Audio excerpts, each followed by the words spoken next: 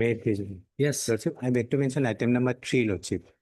item number Lordship. 3. Item number 3, Lordship. I may be allowed to withdraw the petition, Lordship, with a liberty to file fresh, Lordship. Mr. Your name, please. A. Sharma, Lordship.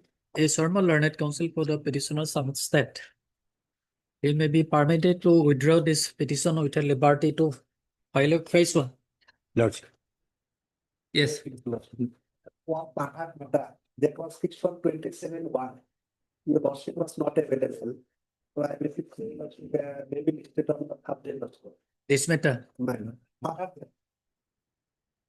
That was fixed on 27/1. No. If you want to withdraw the matter, let him withdraw. Why should we fix it on 27? It was RBI fixed. 27/1. Volume.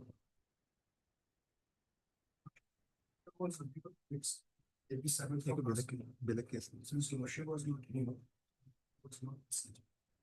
Now he is reduced to fix them with them or other than this date and we should get necessary. So, Eh?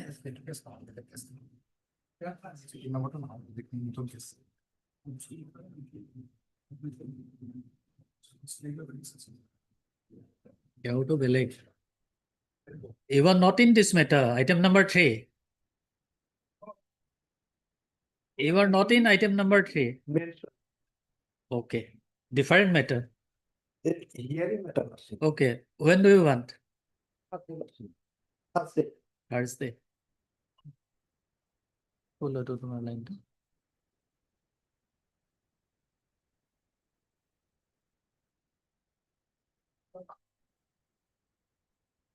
No, with a liberty to approach this court again by filing appropriate petition. Fair allowed. This WPC number so and so stands a disposal on withdraw. Yes. May I please, Your Worship? I beg to mention item number 10. Item Supplementary number resolution. 10. Seeking for adjournment, Worship, on behalf of B. Kaushik. Worship. The consent of the respondent has been taken, Worship. You are for respondent number 3. No, Lordship, we are the petitioner, Lordship. Petitioner. You obtain permission from? Obtain Respondent. consent from? Respondent, Lordship. Respondent. Yes, sir. Miss, your name, please. P. Lamu, Lordship. Learned counsel appearing on behalf of B. Kaushik, Lordship. B. Kaushik, learned conducting counsel for the petitioner. With consent from the other side, as for listening the matter after? After 2 weeks, Lordship. After 2 weeks. Fair allowed. Lordship, there is an interim, Lordship. The Interim order, pass earlier shall continue. Given of last, Lordship. items for admission, item part of matter.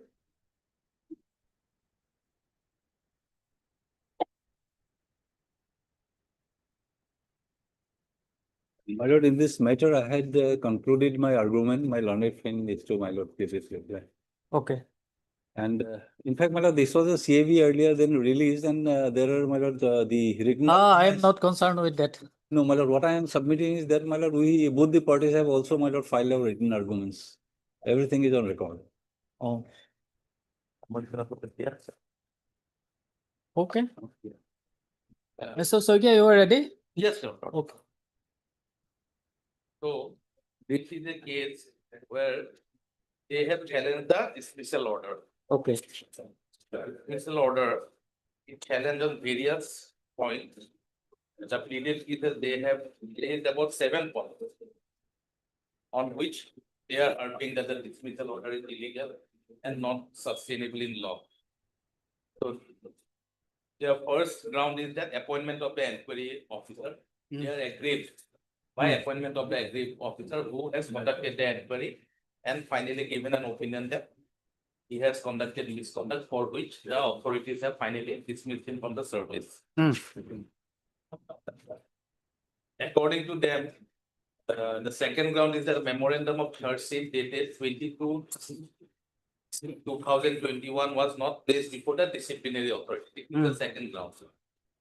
That is the executive council. I will place on record that the executive committee itself has decided that when to issue the charge memo. regarding the appointment of inquiry officer, I will place that he was totally satisfied with the appointment. Mm. The third ground is that although he was dismissed on the ground of misconduct, but according to him, the misconduct was not strictly construed. That means the finding is not appropriate to come to the conclusion that misconduct was committed by him. Mm. Fourth was that regarding the misconduct, basic reason was that he was being the director of widows, ran some unauthorized courses, and according to him, he has, or the university has already clarified it, why it was done in 2019. Mhm. Then the report, the article of charge, etc., are according are perverse. And he had urged very strongly on the point of that no so cause notice was issued before the impune punishment was imposed on him. Mm. And lastly, the penalty was disproportionate. So these are the 7 grounds. Mm. And he has basically argued the other side. More emphasis was given on the appointment of inquiry officer, and number 2, regarding the non-issuance of the so cause notice before the penalty was imposed. Mm. Now, let us first take the issue of appointment of the inquiry officer. Mm. So in Guwahati University, the 1964 appeal and disciplinary rules is followed. The Assam Services Discipline and Appeal Rules 1964. Mm. Lordship will kindly come to Rule 9.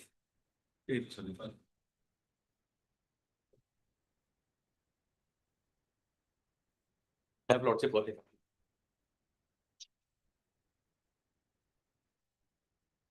Yes, procedure. Procedure for imposing penalty. Mm.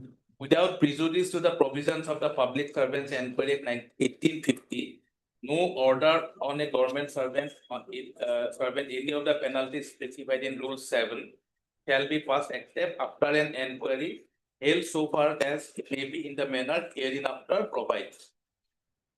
Number 1, the disciplinary authority shall frame definite charges on the basis of the allegations on which the enquiry is proposed to be held.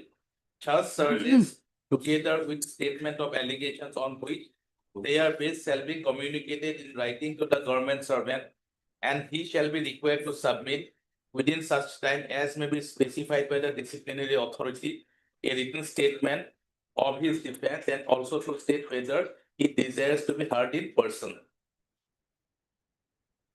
At the time of delivering the charges, the disciplinary authority shall invariably furnish to the government servant a list of documents, witnesses by which each article of the charges is proposed with sustained explanation is given. Now, Lordship will kindly come to 3. Mm. The government servant shall, for the purpose of preparing his defense, be permitted to inspect and take extracts from such official records as he may specify, provided that such permission may be refused if for reasons to be recorded in writing the opinion of the disciplinary officer. So these are all compliant. Mm. Coming to 4. On receipt of the written statement of defense, or if no such statement is received within the time specified, the disciplinary authority may itself inquire into such of the charge as are not admitted, or if it considers it necessary to do so, appoint for the purpose a board of inquiry or an inquiry officer. So here, Lordship, the main issue which Lordship would like to note down is that charge is framed, Mm. the charge is composed, and it is given to the delinquent officer. Mm. The opportunity is given to rebut, to respond. And if the authority is satisfied that there are sufficient grounds to conduct an inquiry, then the authority will consider to appoint for the purpose of board of inquiry an inquiring officer. Mm. So his role comes after the so-called, after the charges were notified to him, Mm. and there is a response. Mm. Suppose after the response, the authority feels that it is, they are satisfied that no further inquiry is required. They are satisfied with the allegations that these are properly rebutted and there is no reason to proceed further. Then there is no point of appointing an inquiry officer. Mm. That is the end of the chapter. But if the authority feels that there are sufficient grounds and that the respond or the reply is not satisfactory, that inquiry has to be conducted. And at that point of time, and thereafter, the inquiry officer has to be appointed who will conduct the inquiry. Next, 5, the disciplinary authority may nominate any person to present the case in support of the charges before the authority inquiring into the charges hereinafter. The government servant may present his case with the assistance of any other government servant approved by the disciplinary authority, but may not engage the legal practitioner, etc. So the procedure is laid down thereafter. So what is very crucial and important for our present dispute is that at what point of time the inquiry officer has to be appointed. From their own pleadings, Lordship will see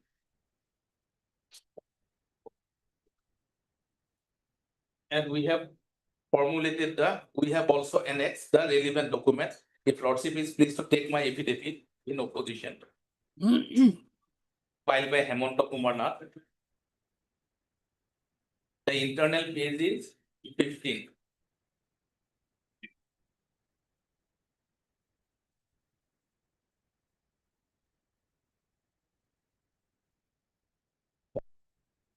Page number.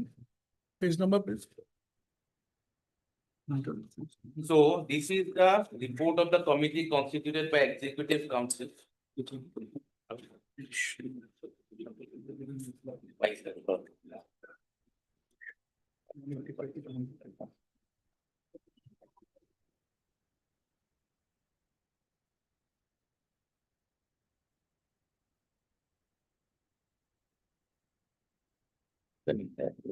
Yes. What is the page number? Page number, just I'm coming, Lordship. Okay.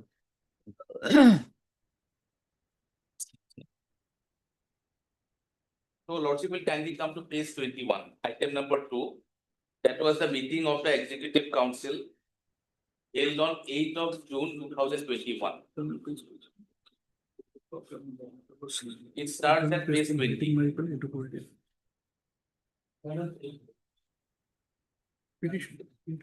Waiting Maras. Waiting.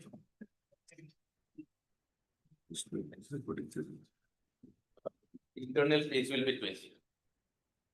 Annexer C. Okay. Meeting of the Executive Council. Lordship, Okay. 4th meeting. Okay. So here the meeting, the 4th meeting special of the Executive Council of Guwahati University for the year 2021 was held on at 11:30 AM on 12th July 2021 in online mode platform Google Meet. So at that point of time, the COVID-2 was going on. Lordship will kindly come to page 22, resolution number REC 03/2021-14. Resolved that the disciplinary proceedings be initiated against Professor Kondorpa Das, Professor, Department of Foreign Languages, Onriel, former Director of GUITL after legal consultation. Also resolved that Vallabh Bhattacharjee, former Chairman, Assam Public Service Commission, be requested to take up the responsibility to act in the inquiry officer if required. If required, Lordship will kindly see. If required to start the disciplinary proceeding, the registrar of Guwahati University shall be the presenting officer for the purpose. So the executive committee has decided, after going through the report of Justice Aftab Hussain Sekhar, who shall place a little bit later, to start the proceedings and against Kondorpa Das disciplinary proceedings, and also resolved that Vallabh Bhattacharjee may be requested, Lordship will kindly note that word, requested to take up the responsibility to act as the inquiry officer if required. Thereafter, Lordship will kindly come to page 25.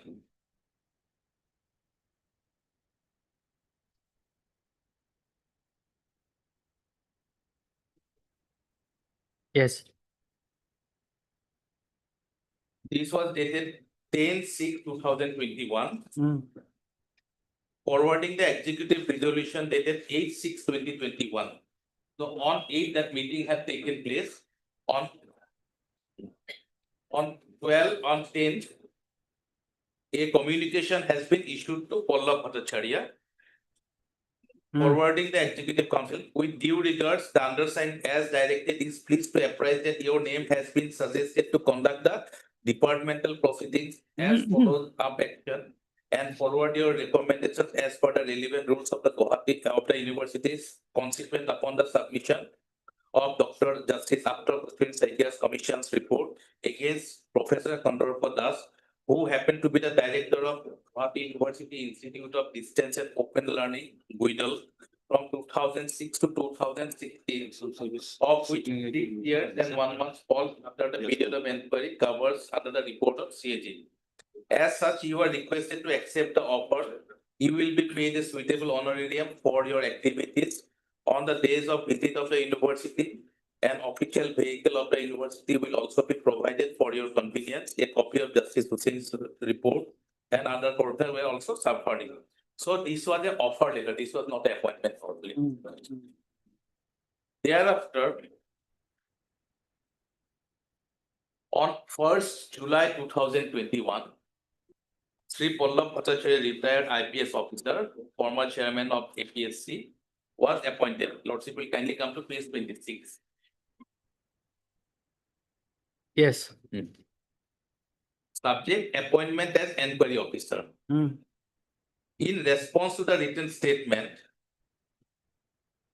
dated 28/6/2021, received from Kandorpa Das, former director GUIDL, in response to the charge sheet served on Professor Das on 22/6/2021, it is felt that enquiry has to be conducted on the matter.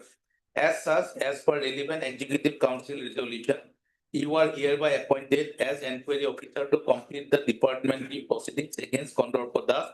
Terms of reference to conduct the departmental proceedings and to submit recommendation thereof. The university desires the enquiry be completed at the shortest possible time. We are looking forward for your cooperation in resolving the matter issued as per direction of the BCS chairperson, Executive Council. So very important dates here are, Lordship. 22/6/2022, where charge sheet was sent to Professor Das. And the response has been received on 28/6. The response is not satisfactory. Therefore, the authority, the Executive Council and the university thought, in response to the written statement dated 28/6/2000, received from Kandorpa Das, former director, in response to charge sheet so and so, it is felt that enquiry has to be conducted on the matter. That means the authority felt it necessary that his response is not satisfactory and therefore it is required to proceed with the enquiry, and therefore the appointment has been made on 1st July 2021. 3 days prior to that, on 28, the response was received in respect of the search sheet issued on 22/6. So it is not a case that the enquiry officer was appointed much prior to issuance of search sheet as well as the response. Their whole argument is that the pleaded case is also that the enquiry officer was appointed prior to issuance of the so-called notice as well as the response. That means it was a predetermined move. This is what they are trying to project before this honorable court, which in my humble submission is totally incorrect and not factually sustainable.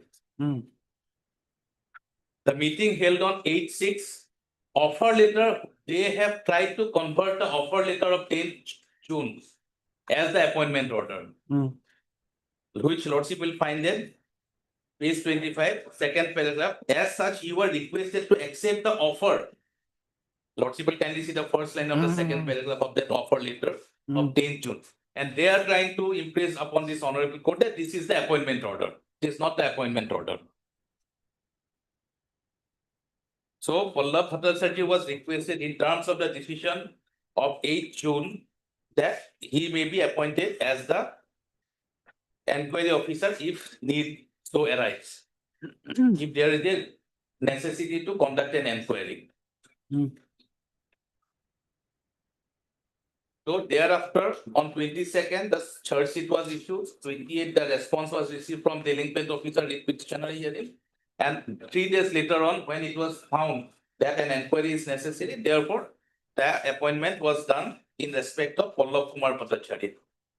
And most importantly,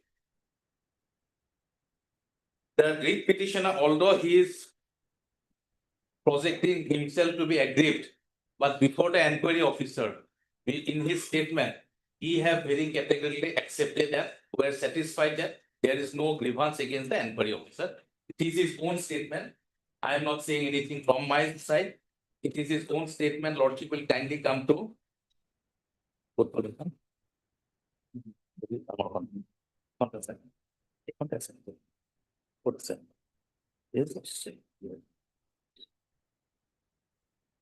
His own admission.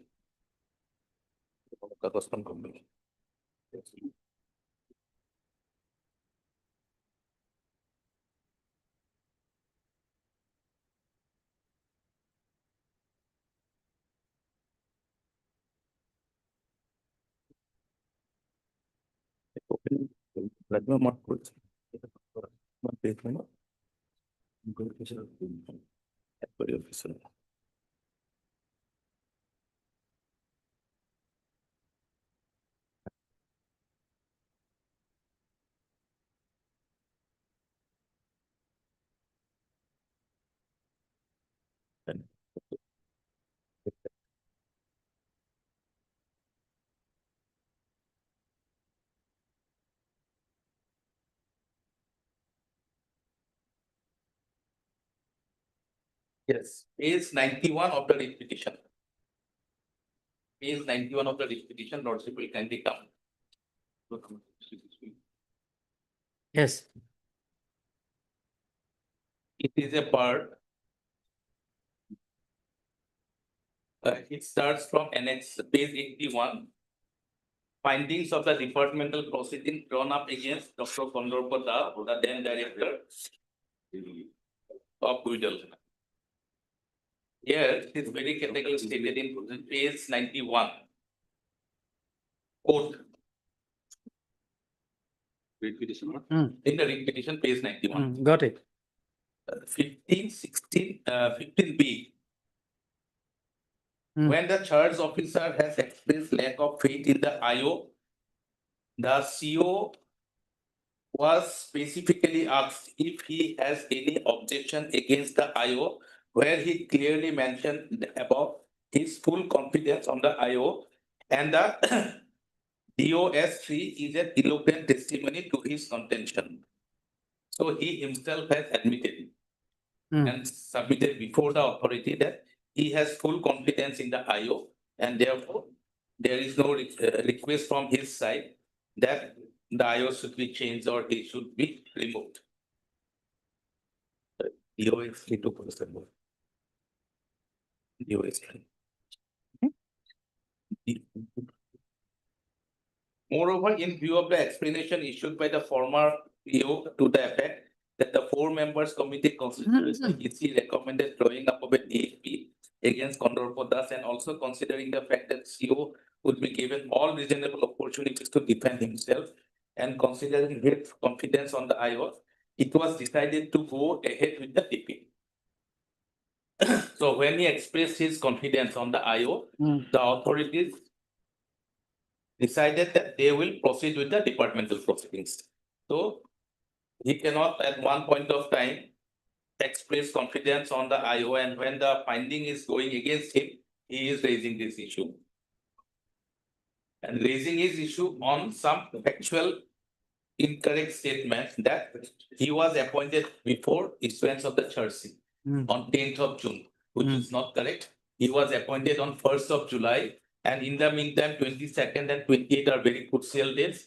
22nd June, charge sheet was issued. 28th June, his response came to the authorities in response to the charge sheet. So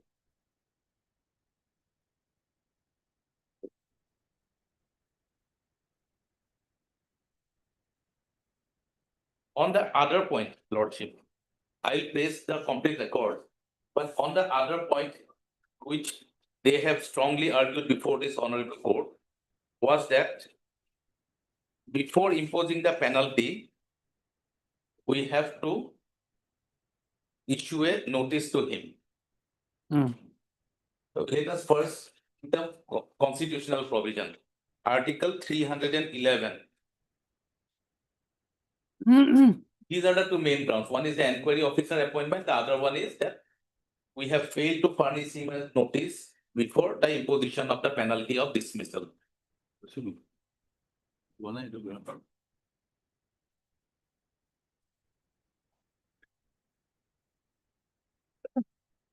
Yes, 311. 311. Hmm. Dismissal, removal, or reduction in rank of persons employed in civil capacities under the union or a state. No person who is a member of civil service of the union or an all India service or a civil service of state or holds a civil post under the union or state shall be dismissed or removed by an authority subordinate to that by which he was appointed. 2. No such person as aforesaid shall be dismissed or removed or reduced in rank except after an inquiry in which he has been informed of the charges against him and given a reasonable opportunity of being heard in respect of those charges, provided that where it is proposed after such inquiry to impose upon him any such penalty may be imposed on the basis of the evidence adduced during such inquiry, and it shall not be necessary to give such person any opportunity of making representation on the penalty proposed. So this is the constitutional provision, and on the basis of this constitutional provision, the act is also there. Lordship is already taking the 1964 rules, Rule 10. Hmm. 10, may I read it, Lordship? Major penalties. If the discipline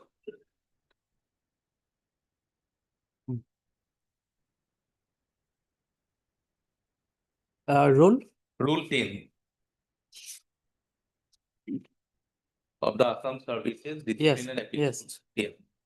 If the disciplinary authority having regard to its finding on the charges and on the basis of evidence adduced during the inquiry, it is of the opinion that any of the penalties specified in clause Roman 4 to Roman 7 of Rule 7, which includes dismissal, shall be imposed on the government servant. It shall make an order imposing such penalty, and it shall not be necessary to give the government servant any opportunity of making representation on the penalty proposed to be imposed. So very clear language, there is no ambiguity, no vagueness, that there is no requirement under the statute to give a notice to him regarding the proposed penalty. So these two arguments, in my humble submissions, have no legs to stand, and therefore this honorable court may be pleased to reject these two arguments. Now, regarding the memorandum of charges, etc., which was not placed before the executive, they are not arguing, but I am still saying that the executive committee itself decided in its meeting on 8/6 on the basis of the report submitted by Honorable Justice Ashraf Hussain Saikia, and where there are certain recommendations, decided to issue the third seal to him. The so-called. So it is not a case that they are the persons who have actually conceived and given birth to the church seat or the sofas. So it need not be placed again before them. They have also decided to offer the appointment as inquiry officer to Pallab Bhattacharya. So this is totally redundant. Number 3, misconduct. I'll come to that misconduct little bit later after placing Justice Saikia's report. What kind of misconduct and what is his own admission regarding the misconduct? He has put into uncertainty life of about 50,000 students, conducting about 9 or 10 unapproved courses from UCC for a long period of 9 years. 19 unapproved courses in Guidal. Then it has affected 78,916 students in 19 unapproved courses. All these students who have acquired their degree, diploma under this university or this institution, Guidal, when it will be checked that they are in some job or when they apply, whether they have acquired their diploma through under an authorized or approved or recognized university or institution.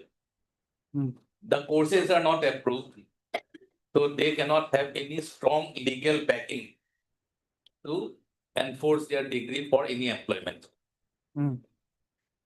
So 78,912 students are affected because of his deliberate, non-deliberate, we are not on that, but because of his default in his discharge of duty. And he knew it very well. Every year, he is the person who initiated the process with UGC to take the approval, and it was UGC approved, I think, about 6 or 7 courses. Rest were not approved because there are acute shortage of facilities. He knew everything, but in spite of that, he had the guts to go for a misadventure at the cost of the life of the students. Gullible students, I should say. And all these things came up in the assembly. The huge questions were raised, and thereafter, Justice Saike was appointed to conduct the inquiry. And after thorough inquiry, the findings will be very startling, shocking to this honorable court. And for that, he was removed from the directorship also earlier. Subsequently, he was appointed in the Open University, KK Hendek Open University. From where also he was dismissed. The same person. He was on deputation in KK Hendek University. The chancellor found that this man was involved in all this kind of illegal activities. Therefore, he was removed, and that sustained the scrutiny of law. Hmm. So let us now.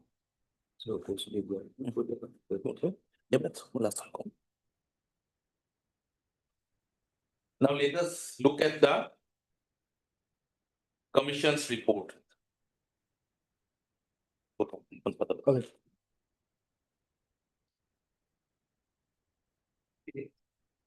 Additionally, it is now.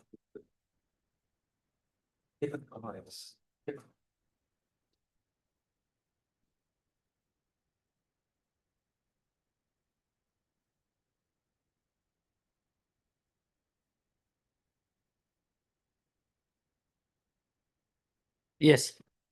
Lordship will come to the statement of Kamal Das, page 289.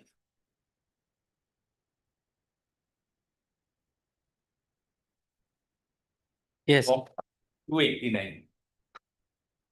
WS of individuals and organizations, Sri Kamal Das, an individual on 24/1/2020, submitted 3 sets of WS of similar and identical nature, one of which is reproduced as follows.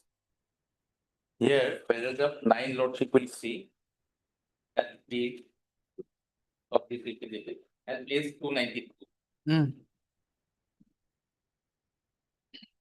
Paragraph 19. May I read it, Lordship? An advertisement for admission to the distance education program of IDOL for the academic session 2013-14 is given in Annex 5. From this admission advertisement, it can be seen that IDOL has offered admission to 29 programs.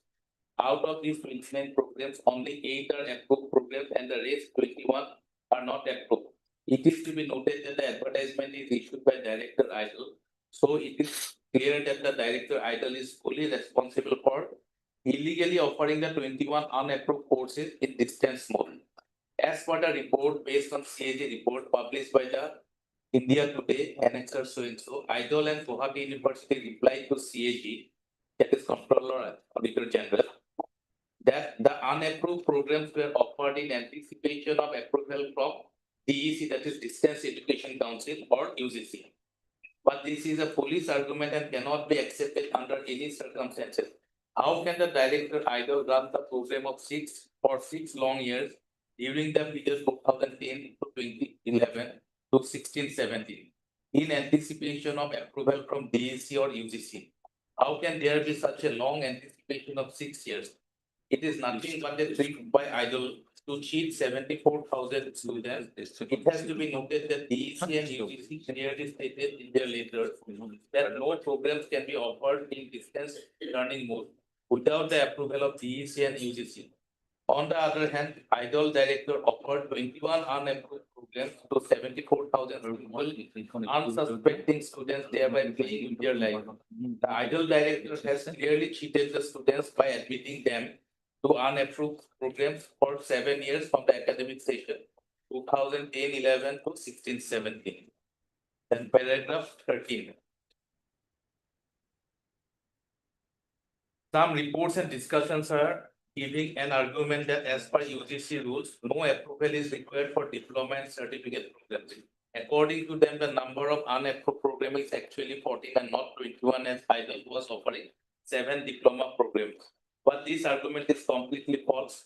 It is a total and willful representation of actual facts meant only to confuse the investigation by litigated students. Here is further.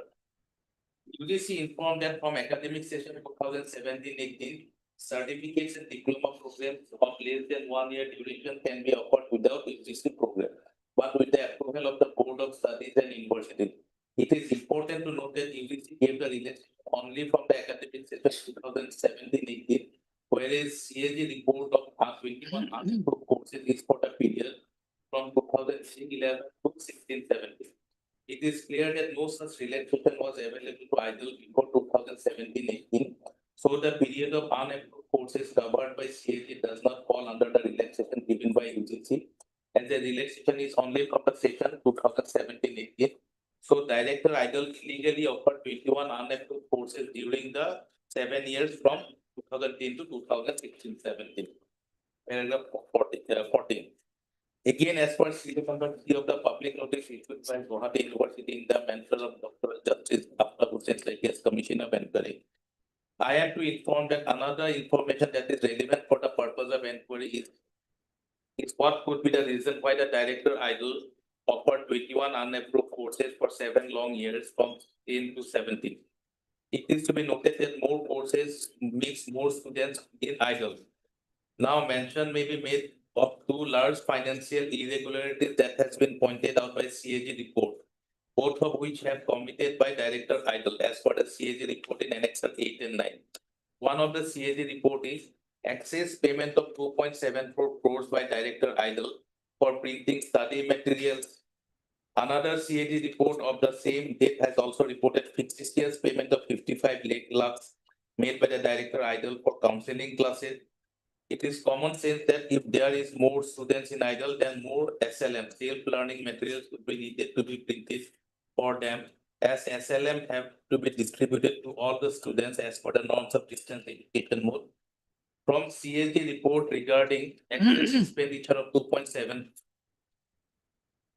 crores by Director IDOL, it is possibly clear that the Director IDOL wanted to admit more and more students into the distance education course of IDOL, so that he could print more SLM for distribution among students at a very high rate from the firm in Delhi. That the SLMs were printed at very high rate has been clearly indicated by CAG in its report on excess expenditure of 2.74 crores. Further, if there is more courses, then more counseling classes would have to be organized. If there are more counseling classes, more financial irregularities can be committed. The financial irregularities in counseling classes has been reported by CAG in fictitious payment of 55 lakhs made by the Director IDOL for counseling courses. From the above, the following can be seen. IDOL cheated 74,000 students by admitting them to 21 unapproved courses. The Director IDOL did not inform the students that the programs were not approved, so he has cheated the students. IDOL should refund the admission fees of 39 crores collected from this 74,000 students. Director IDOL is involved in financial irregularities of 2.7 crores and 55 crores. This has been pointed out by the CAG. Then next is 298. Assam Nepali Sahitya Sabha. These are the statements. With due respect, we would like to place before your honor that the Nepali MA course in Guwahati University IDOL was started in 2010, which was the first MA program in Nepali language, not only in Assam but also in northeastern India. An estimated 900 Nepali students have already opted studied past MA in Nepali from Guwahati University, Idol.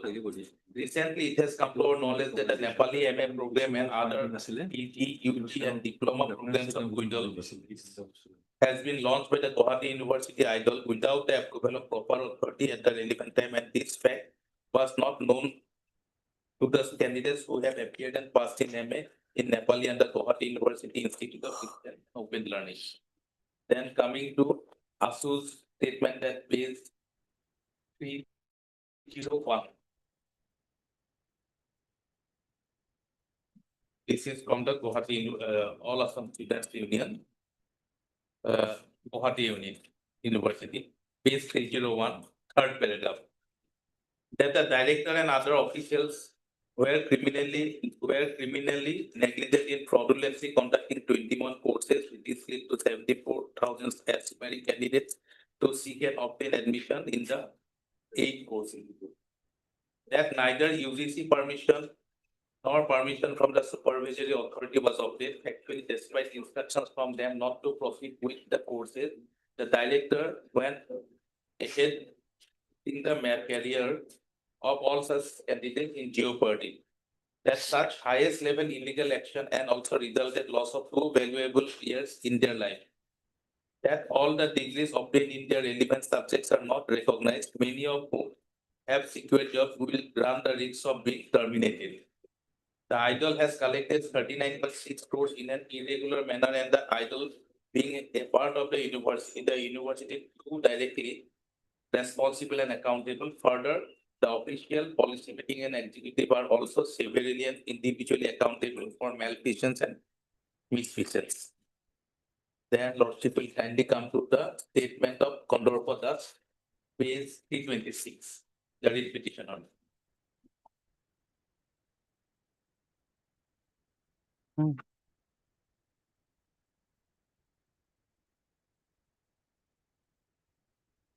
So, I- 227. Page 326, I am reading paragraph 9 of Kondorpa Das. To the best of my knowledge, during my tenure as director Idol, Guwahati University did not receive any complaint or grievance from any student or public concern or employer regarding non-recognition of any course offered in Idol. As far as the knowledge goes, degree and diplomas of Idol, Guwahati University was deeply recognized by the educational institutions, including Guwahati University, for the purpose of economic. Mr. Saikia, here some pages are missing. In the affidavit, in page number 327, it starts from paragraph number 44. Yes, this is a different type. In between it. Yes. Yes. Then affidavit, then quote again paragraph 44. There is some, then Omyo Kumar. Just look at what is 903. No, take it statement. Yeah. Take it statement. Okay. The Sukar. Okay. No. Yes, Lordship, if Lordship is pleased to come to page 329. 323. This we are quoting from the inquiry report. The Okay. inquiry officer, Okay. the commission, Justice Okay. Saikia has quoted. Mm. So Lordship will kindly see paragraph. Yes, 43, yes. 323. Got This is it. paragraph number 43. Okay, okay. Then the quoting of Kondorpa Das statement here, Mhm. affidavit. Then he further proceeded with the Omyo Kumar Das next page. Yes. So, may I continue? As per our knowledge, Mm. in the same paragraph 9, Mm. last 6th line, Okay. as per our knowledge, the government of Assam, universities and colleges, including Guwahati University, PSUs and private sector organizations duly recognized degrees and diplomas awarded by Guwahati University through distance mode for their employment and services. This cannot be a counter. What he is saying, because none of this institution, the government of Assam or PSO, knew that these degrees were not approved by UGC. Guwahati University is a brand and it has a reputation. But when he was running 9 courses, they have the approval. Regarding 21 other courses, he had no approval. In spite of not getting the approval and recognition from Distance Education Council, DEC or UGC University Grant Council, he cannot run these courses there. So when Government of Assam or other institutions approved or taken the students passing out, it was not to the knowledge of the employer. When it was in public domain and it was raised in the assembly, thereafter, it has come to the knowledge of everyone, all stakeholders. Then this commission was constituted with Honorable Justice Aftab Hussain Saikia. And these are the findings. So according to him, if nobody is objecting, that means he has got the approval of UGC and DSC. It cannot be that argument. I may have a fake currency note. If it is not got, it is accepted. If the petrol pump person takes my 100 rupees note or 500 rupees note, it is a fake currency, counterfeit currency. It will run to some extent, but at the end, when it is realized that this is a fake currency, then the person will be in trouble. So these degrees, which the students were acquiring, it was never tested whether it was approved or not approved. Otherwise, if these are approved, then whole this exercise would have not been necessary. Nobody would have conducted this commission and the subsequent follow-up action by the Guwahati University Executive Council. If everything was so hunky-dory and as per law. So therefore, what Honorable Justice has opined, that will be the recommendation. I will come to that. But these are the things, how he has explained. That is, he has said that nobody has objected and everybody has accepted it. Because when Guwahati University's idol issues an advertisement, nobody suspects. That is the reputation of Guwahati University. Established in 1948. That is the way we all follow Guwahati University. It is not a university sometimes from a remote place in Bihar. So Guwahati University carries, and therefore it is more dangerous if something is not done as per law. What is that law? To run any course, you must have a recognition from UGC or DEC at that point of time. Now DSC has amalgamated with UGC, so there is no DSC. Guwahati, suppose let us take the example of Guwahati Medical College. It is running various courses. Every year there is an inspection. For the MBBS course, there is none. But for the post-graduation, sometimes they give permission for, suppose, let us take a super specialty subject. Suppose cardiology. Every year, Guwahati University, the Guwahati Medical College does not get the recognition from the authority. Earlier it was MCI, now it is the Medical Commission of India. Every year you have to fulfill those requirements. So Guwahati University, while conducting these courses, have to take approval of this regulatory authority from time to time. And this regulatory authority, without any inspection, do not give the permission. They come, they inspect, and therefore 9 courses were approved, rest of the courses were not approved. He applied. This gentleman, lead petitioner, he applied formally, but it was refused. In spite of that refusal, he continued with his business. And that is how the CAG found that there is a misappropriation of 39.4 crores collected from the gullible students. And how it was used, though I'm not on those criminalities now. I am on the issue of how can a person with such responsibility do this kind of act to jeopardize the career and life of the students. So he says that as Assam government is not objecting, as Guwahati University is accepting these degrees, so we have no business to raise question about the authenticity and the genuineness of the degree acquired by them, which was acquired without any approval. That means the degree is not valid. Various judgments of Supreme Courts are there. We can easily sustain our argument that an unrecognized and unapproved degree is not a degree in the eye of law. It demonstrates paragraph 2B. Professor Yaspal's case, paragraph 28 and 28, 22 and 28, very clear it is. If you are not having a degree which is authorized by any university, then that degree has no value except it's a piece of paper. So his explanation is not very important, Lordship. Then page 330.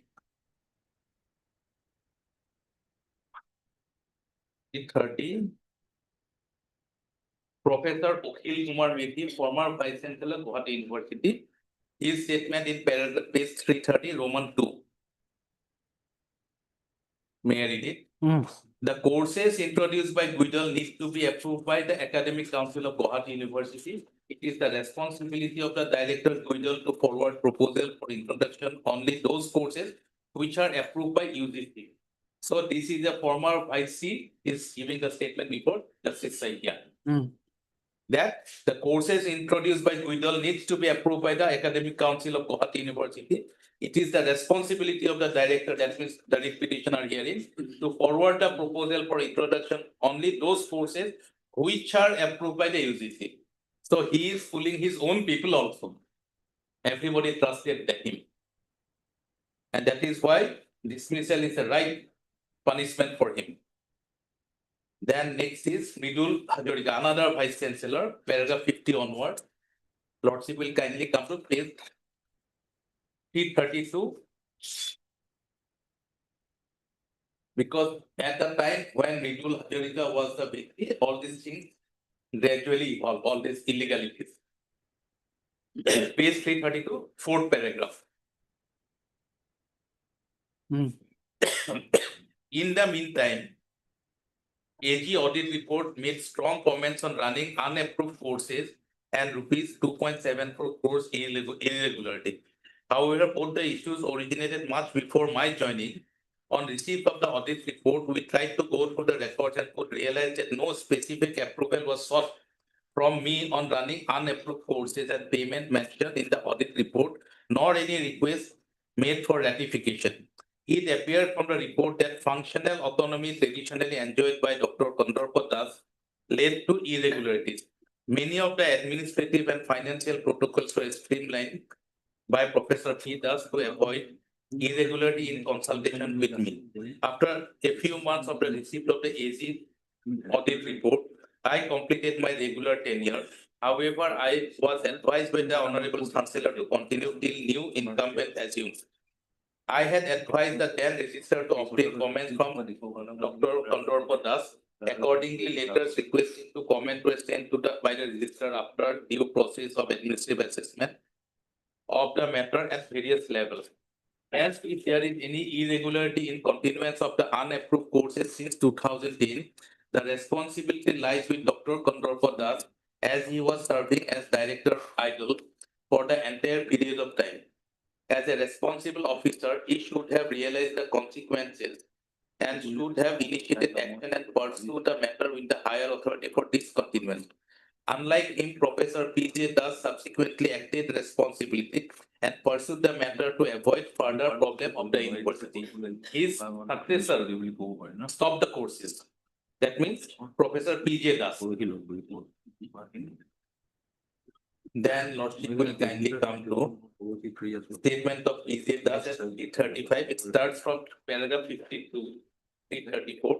Lordship will come to 335, paragraph 4.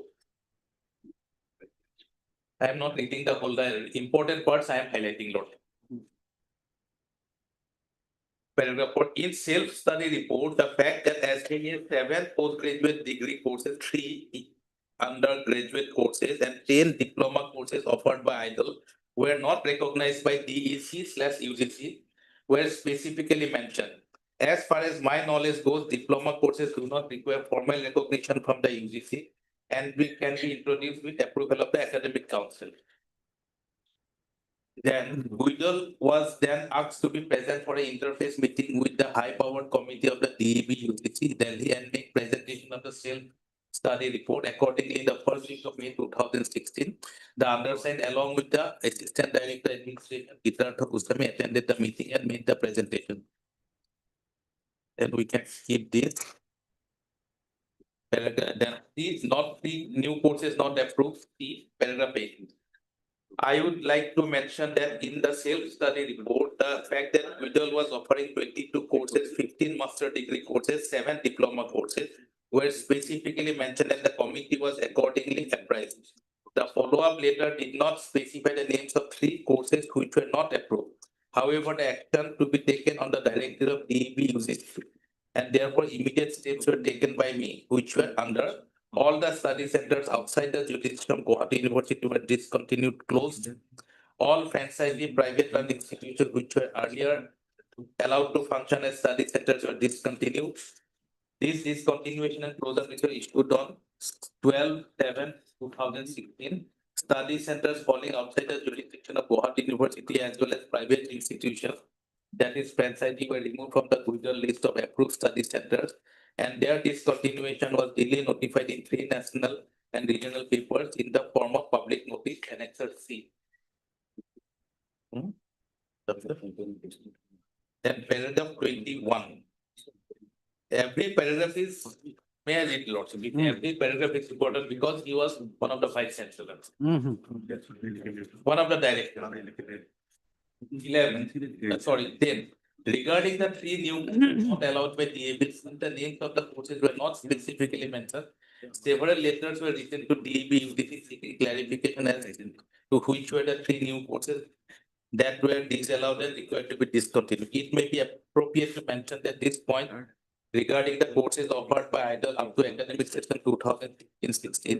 The self-study report included all the MA, MSc courses offered during the academic session 15-16. In other words, DEB UGC Delhi was made aware of the courses offered by WIDA up to academic session 2015-16. In the interface meeting that took place in the office of DEB UGC New Delhi, the details of which have been mentioned earlier in paragraph 2 and 3 above, names of all the master degree and diploma programs offered by Google up to academic session 15-16 were highlighted and informed. The follow-up letter from DAB UGC mentioned non-approval of only 3 new courses, indirectly giving an impression that all other courses offered earlier, except 3 new courses introduced, were approved. An exercise was conducted from our side to ascertain which were the latest MA courses introduced by IDOL Guwahati University. As mentioned earlier, etc. Line is keeping or paragraph 21. That will finally give the clear picture. Finally, DAB UGC Delhi directive was honored and only the recognized courses were offered and all unrecognized courses were discontinued by GU IDOL for the session 17-18 during the last year of my directorship, that is for the academic session 17-18 and etc. So from 2017-18, only the approved courses were run by IDOL. Paragraph, then I would like to further mention that when I joined as director in charge on 1st February 2016, admission to all the courses as per the prospectus of 2015-16 were already over. Courses offer was as per the prospectus for the academic year 15-16. For the academic session 16-17, admission to all the earlier courses were offered except 3 new courses introduced by IDOL, namely MA in Nepali and Philosophy and MCA, were discontinued as directed by DEB UGC without naming the courses, even though these courses have been mentioned in the prospectus of 16-17. I would like to mention at this stage that the prospectus is generally printed sometimes in the month of May, June of each year. On receiving the final directive of DEB UGC in October 2016, that only 8 courses are approved for the academic session 17-18. This directive was honored and admission only to the 8 approved courses were offered by IDOL and other unapproved courses were discontinued for the year 2017-18. I relinquished my post as director in charge on the day of my superannuation of 30th November 2017. Then I am coming to next is Suresh Kumar Nath, page 344.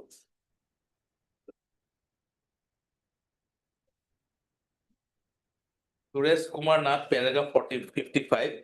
He was the former registrar of Guwahati University. And I'm coming to his statement at page 346.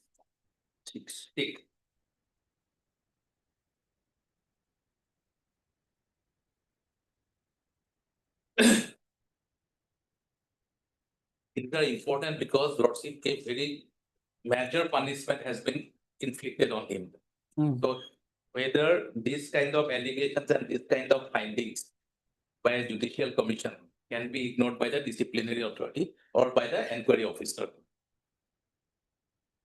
And he has no counter to this in the whole inquiry process before the commission as well as before the inquiry officer.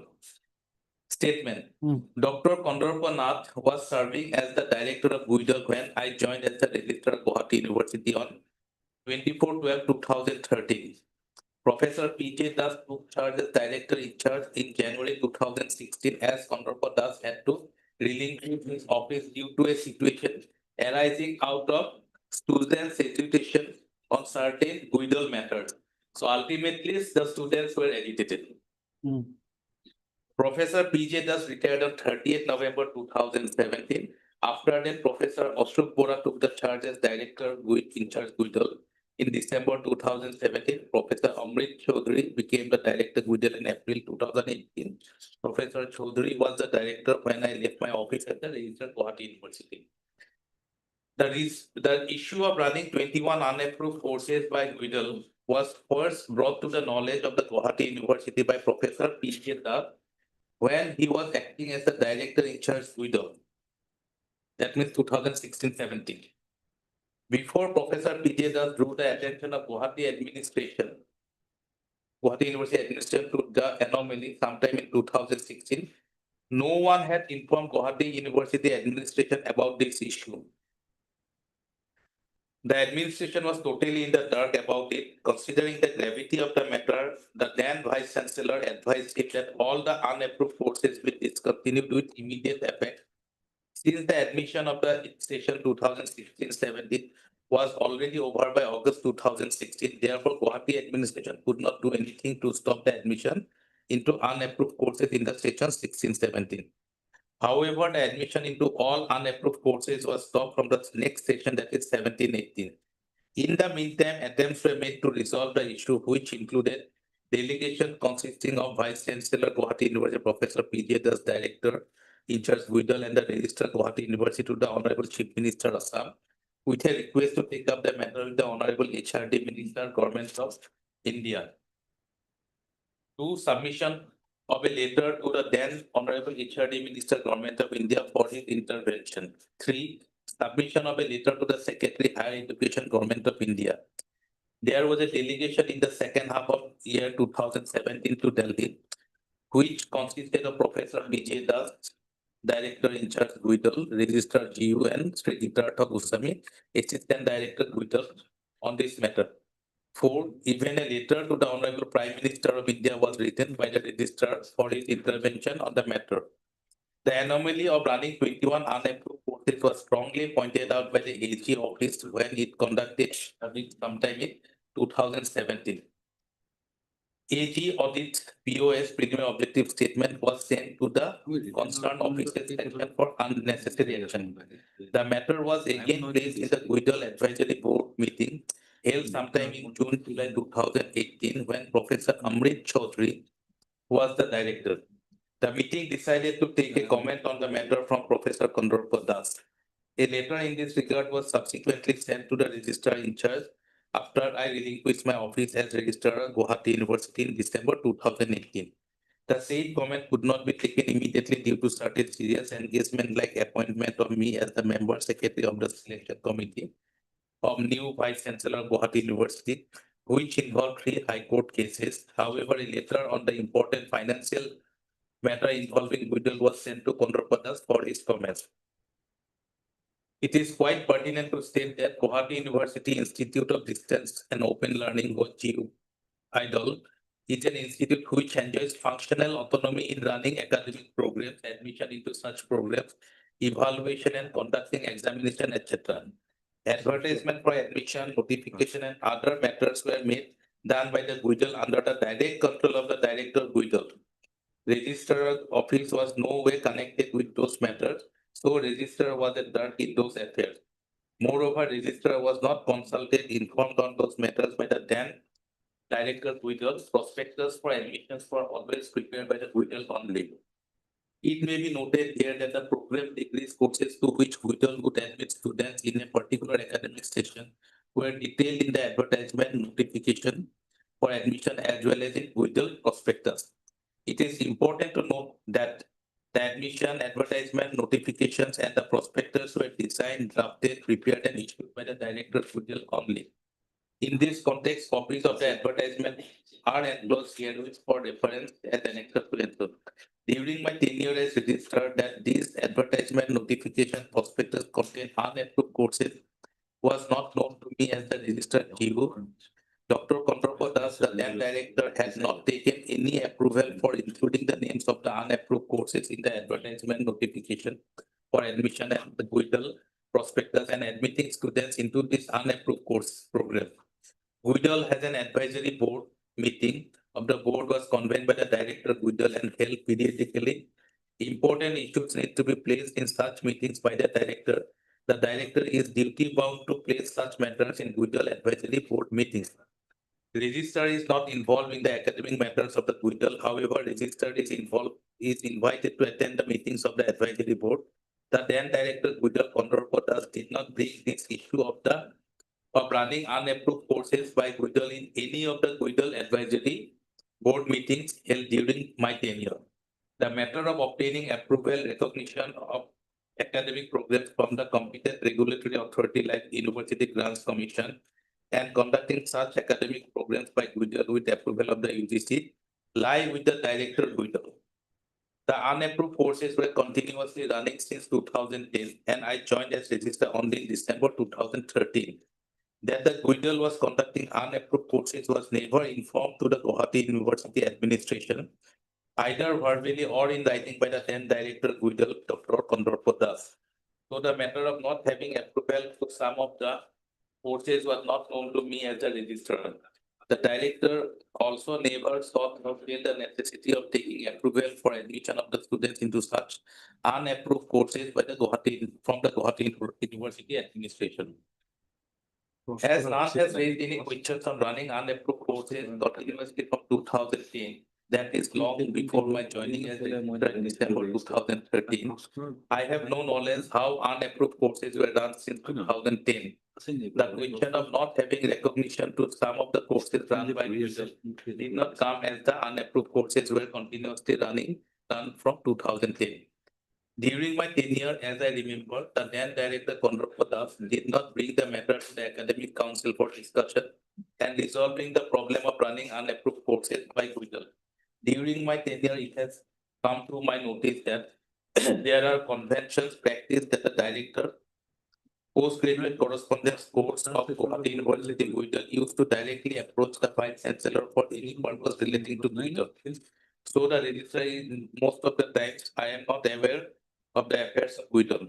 Further affairs of the GUIDL were not brought to the knowledge of the registrar, especially in regard to running unapproved courses by the Director GUIDL. I feel it proper to state that the director made almost all the communications with UGC or such bodies which is proved by his letter to the Deputy Director DEP UGC by letter dated 26/9/2014. Copy enclosed as annexed so. Copy of the said letter was not even forwarded to the registrar. UGC sometimes wrote directly to the Director GUIDL without sending a copy to the Registrar Guwahati University, which is reflected in the UGC's letter dated 5/8/2014 and 26/5/2015. In some cases, UGC directly wrote to the Vice Chancellor Guwahati University on academic matters relating to GUIDL, which was in due course forwarded to the Registrar by the Vice Chancellor, and accordingly, the Registrar forwarded those to the Director GUIDL for looking into the matter, which was reflected in the letter of UGC dated 21/1/2014. In the said letter dated 21/1/2014 annexed A13 was forwarded by me to the director with a request to look into it. UGC had clearly stated in serial number 3 in that letter dated 21/1/2014 that Guwahati University should offer only those programs, 8 programs, which were approved by the UGC. Copy already enclosed as Annexure 14 may please be referred to. However, this was not followed by Professor Kondorpo Das as the director of GUIDL. This is very important. UGC is very categorically said in 2014, run only the approved courses, which are 18 numbers. And he violated that also. The next page, Lordship, last two paragraph, page 351. The names of 8 courses which were approved, recognized by approval period by the DEC, UGC were not mentioned in the affidavit signed by me as the registrar Guwahati University. The names of the courses for which GUIDL submitted phrase applications along with affidavits were also not mentioned in the affidavits prepared by the then director GUIDL, Dr. Kondorpo Das. It may be noted that director in charge GUIDL, Professor P.J. Das, implemented the clauses of the affidavit signed by me as a registrar Guwahati University during his tenure and stopped running the unapproved courses for the first time with immediate effect. Had the same sense of responsibility been displayed by Dr. Kondorpo Das as the director GUIDL, this issue of running unapproved courses would not have emerged. As a responsible officer, this was supposed to be his first duty. This is what I am submitting. If he had done all these things as per the norms, all these cases commission would not have arisen at all. The signed affidavits were also sent by the UGC to the UGC by the director GUIDL. The director was fully aware of the things stated in affidavit prepared by him. Therefore, on the matter of running 21 unapproved courses by GUIDL since 2010, Dr. Kondorpo Das, the then director GUIDL, had full knowledge, and this is coming from the registrar of the university, on the matter of running unapproved courses, and GUIDL was responsible for continuing those courses without required approval of the concerned competent authority like UGC. Therefore, I, as registrar of Guwahati University during my tenure, was not at all involved connected with the matter of running unapproved courses by GUIDL. Then, Lordship will kindly come to analysis of the statements. Page 372.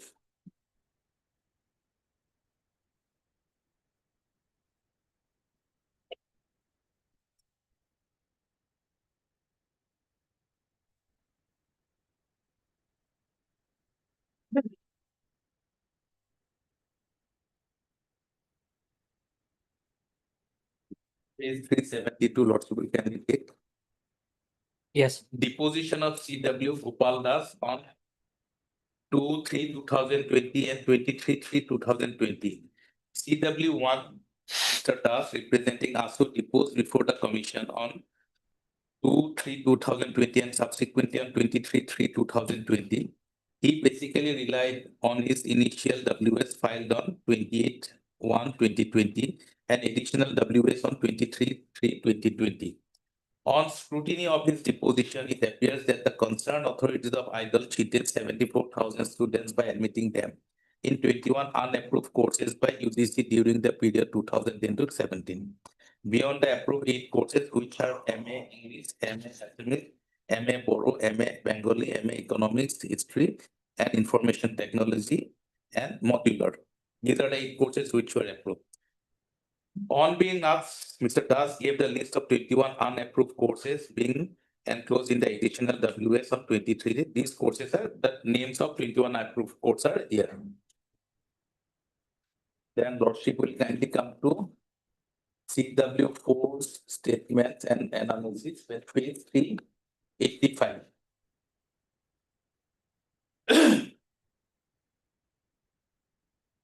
So one thing is clear, 8 number of approved courses and 21 number of unapproved courses, the names are available. Paragraph 80, deposition made by CW4 Sri Rudra Baral on 3/3/2020.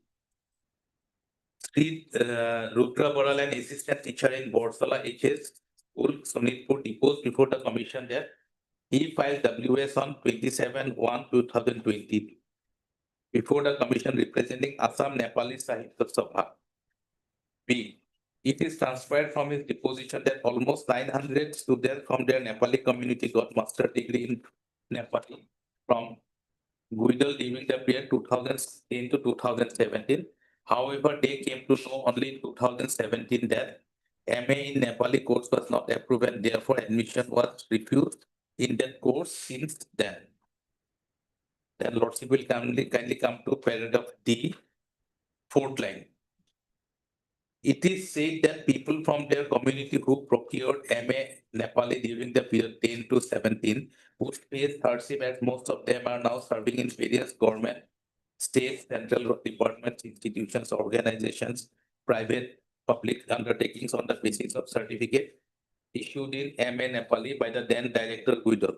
It is further said that the certificate issued by the authority in MA Nepali should not be made invalid because the same would be make the situation complicated and these students would be unnecessarily harassed. Then Lordship will calmly come to the next page. Analysis of CW 5 Sri Seban Sharma, the second paragraph B. It appears from his deposition that course MA in Nepali was introduced from the session 10 to 11, and he, along with his approximate 100 students, were the first batch of the course in MA in Nepali run by Guidal. But they were not informed that MA in Nepali course was offered to them pending approval of UGC. By that time, they received certificates dated 25/5/2013 issued under the signature of the then Director Guidal on master degree in Nepali, and all contemporary were provided with such certificate by Guidal. During the same period, Dr. Kondor Padas was the Director of Guidal. Then Lordship will kindly come to 390.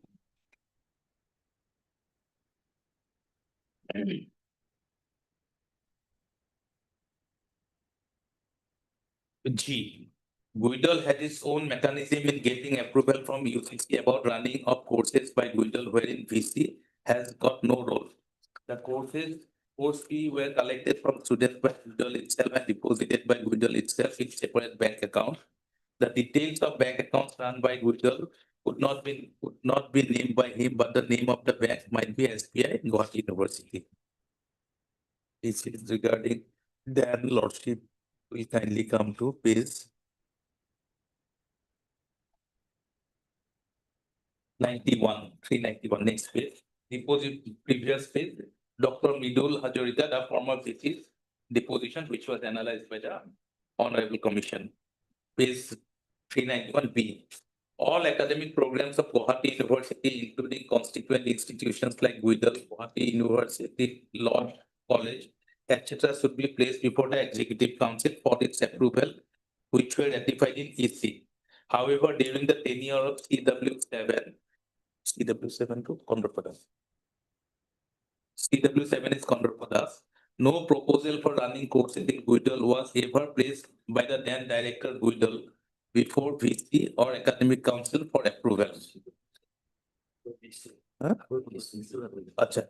CW7 was the former VC, Midul Hajorika Lordship. Then coming to D. It appears from CW7's deposition that there was no record to show that the communication between UGC and Guidal were ever placed before VC by the then Director Guidal.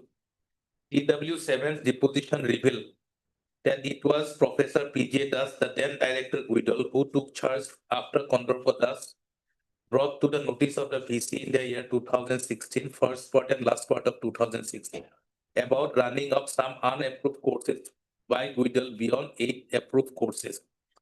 Immediately, CW7 took steps and directed Professor P.J. Das to stop continuation of all those unapproved courses, and accordingly, all those unapproved courses stood discontinued since 2017-18. Next page, G. CW7 put on record that the then director was compelled to resign from the said post due to strong agitation resorted by students' body, namely Chhatra Mukti Sangram Committee during 2015-16, alleging irregularities committed in Guidal by the then director. So it has come to the public domain now, all these illegal activities. then Lordship will kindly come to the issue at page 417.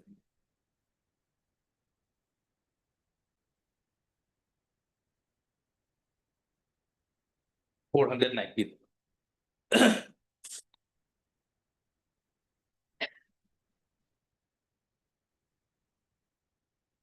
12 issues were framed by the Honorable Commission. So first issue is whether Guidall had run exactly 21 unapproved courses during the period 2010 to 2017 as observed in CAG report. Two, whether the continuation of the LS 21 unapproved courses was within the knowledge of the then director of Guidall and other authorities of Guwahati University during the period 2010 to 2017. Whether the approval from DAC, UGC was necessary to run the unapproved courses, and if yes, whether any appropriate steps were taken by the then director of Guidall. Four, whether any of the students enrolled and passed out on completion of the LS unapproved courses during the period 10 to 17 did file any complaint, written statement, grievances before the commission in pursuance of the public notice. Five, whether DEC, UGC were aware of running such LS 21 unapproved courses by Guidall during long periods of 7 years. If yes, whether they had taken any necessary steps whatsoever in this regard. Six, whether any procedure was prescribed or in existence for getting approval of courses offered by Guidall from DEC, UGC. Seven, whether proper procedure was followed by Guidall authority for seeking required approval for running the courses. Whether the steps taken by the then director Guidall in obtaining approval of the list of courses from DEC, UGC justified his action in continuing the unapproved courses in Guidall. Whether the decision to run the unapproved courses by Guidall pending approval of UGC was justifiable. Whether the irregularities committed by Guidall authorities by running the unapproved courses resulted in personal gain of any individual official associated with Guidall and UGU. Whether the then director Guidall or any other responsible officer was able to for running the LS 21 unapproved courses. At last, that is a 12. Whether the matter pertaining to fictitious payment, extra avoidable expenditure, etc., made by the then director Guidall, as observed in CAG report, shall come within the purview of this commission. Now,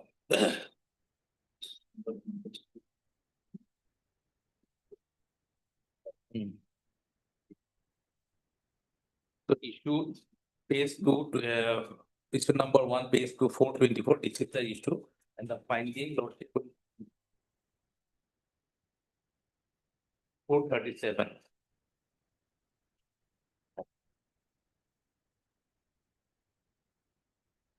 Paragraph 137 is the paragraph, the commission's report 437 is the page.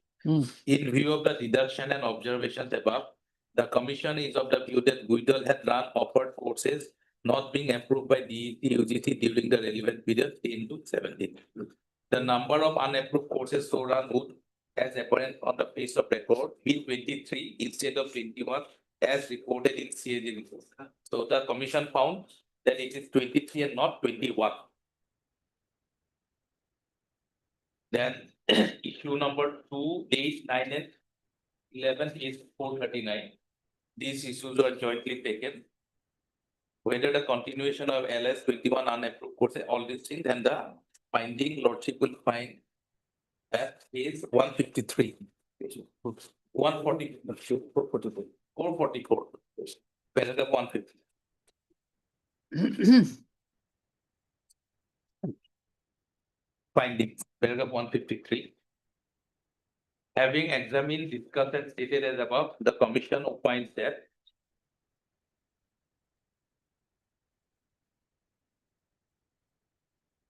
Yes. having examined, discussed, and stated as above, the commission opines that the continuation of LS unapproved courses was within the knowledge of the then EC, Guwahati University, Director of Guidall, and Registrar of Guwahati University serving during the period 2010 to 2017. Two, the steps taken by the then Director Guidall in continuing the unapproved courses despite non-approval of the same by DEC UGC was not justified. So the justification which he gave that nobody is objecting is not correct. He had to leave his position as director because the students were agitated, who were actually the affected party, the aggrieved party. 3. The action of the then VC, Guwahati University, Director of Guidal and Registrar in continuing the unapproved courses during the period 2010 to 17 were also not justified. And as such, all of them were appeared to be responsible. Then issue number 3, whether the approval from DEC UGC was necessary to run this course of unapproved, then finding yes 164, page 449, page paragraph 164.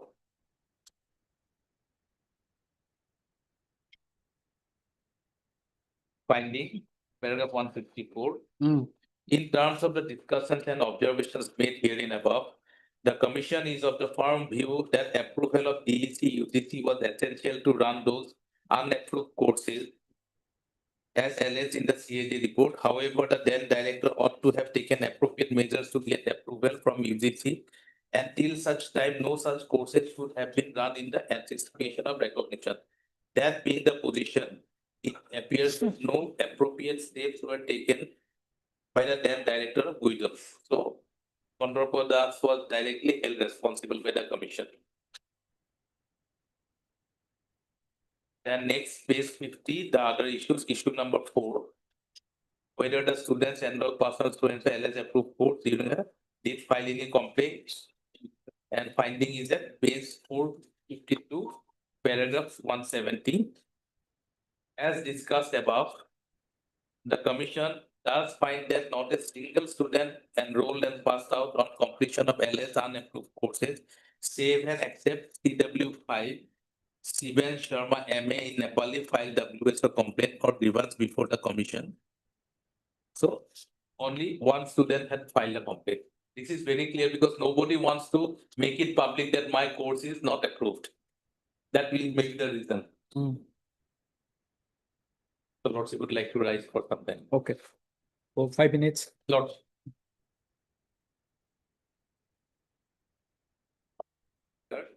The finding also will find that is 455, paragraph 178. Having dealt upon as above, the commission is of the view that DEC, UGC were unaware of running the LS unapproved courses by Guidal during the period 2010 to 17. So they were not aware. So what are the students who have pursued the course? Is it basically on paper file? So next is issue 6 and 7, whether any procedure is prescribed or in existence.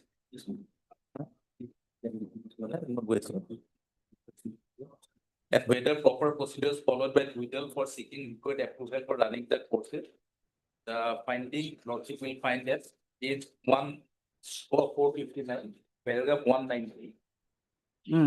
In view of above, the commission is of the opinion that there was a procedure followed for getting approval from DEC UGC to run the courses. Such processes were to be initiated by Guidal through its director, who should place the proposed courses initially before the advisory board Guidal.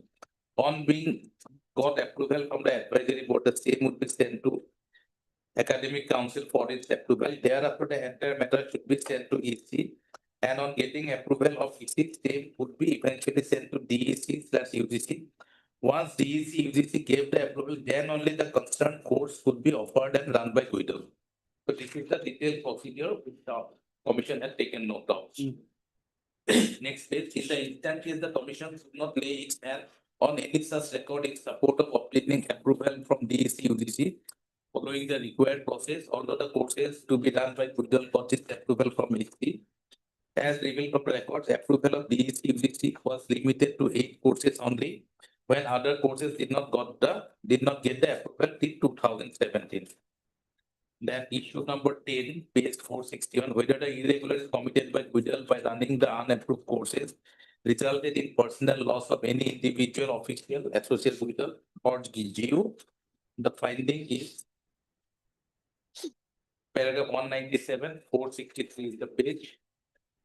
In view of what stated and discussed above, the commission finds that although all the courses were not approved by TUGC, the fact remains that Quito ran these courses and provided the required degree diplomas to the students, thereby incurring expenditure for the respective courses from the bank accounts named herein above. After such circumstances, commission is not in a position to record any conclusive finding as to whether there was any personal financial gain of any individual associated with Google. And lastly, the issue number 12, whether the matter pertaining to fictitious payment extra avoidable circumstances expenditures made by the then director Guidol as observed in CAG report shall come within the purview of the commission. The finding is that under the circumstances above, commission is of the view, the same is the instant issue is not within the ambit of terms of reference. However, should GU feel it would be essential and necessary for such investigation in the backdrop of such recorded observations, it can take up the matter and appropriate authorities state for initiating investigation under GU authorities if it is proper. So now, page 467 is the recommendation of the commission.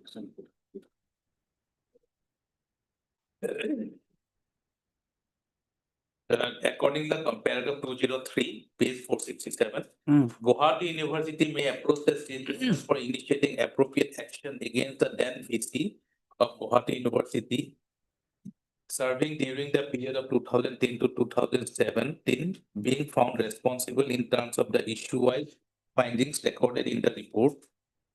Two, Guwahati University authorities may initiate appropriate action itself and approach the state government for initiating appropriate action against the then director of Guidol serving during the period 2010-2017, being found responsible in terms of the issue-wise findings recorded in the report.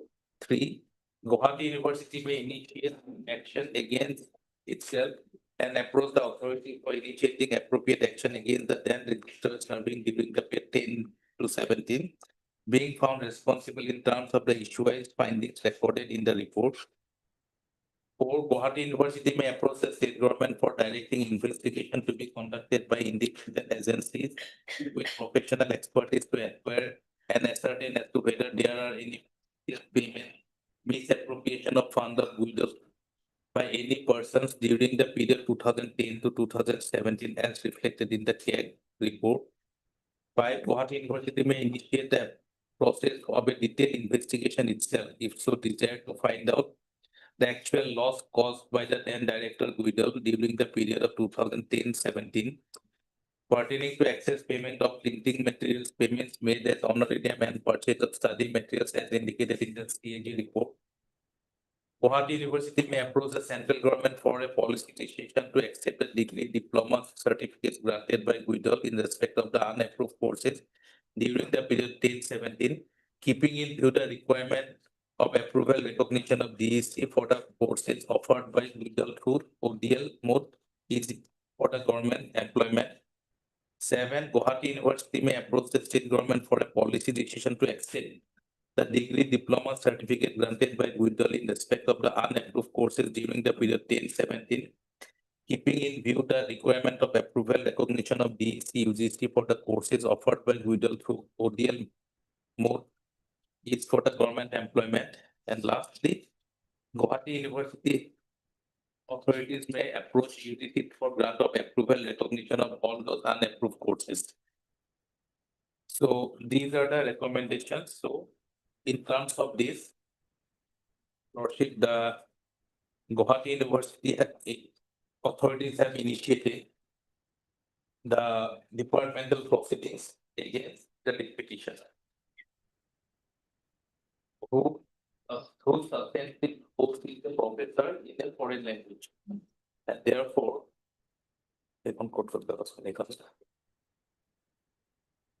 this commission's report was placed before the Executive Council on 8th of June 2020. And the council has taken a conscious decision to proceed with the departmental proceedings. I have placed that document in the very beginning today. Lordship, now the CAG report, Lordship will find in the page, in the writ petition itself, annexer 1.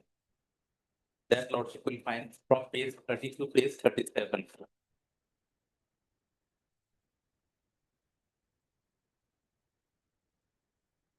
Page 35, annexer 1. Report of the Comptroller and Auditor General of India on social, general and economic non-PSU sector for the year ending 31st March 2018. Here page 36. Unapproved courses offered by the Institute of Distance and Open Learning, Guwahati University. Institute of Distance and Open Learning, Guwahati University offered 21 courses which were not approved by the statutory council during the period 2010 to 17 and collected fees of 39.06 crores from the students, raising a question mark on their employability. So the CAG has found out this anomaly.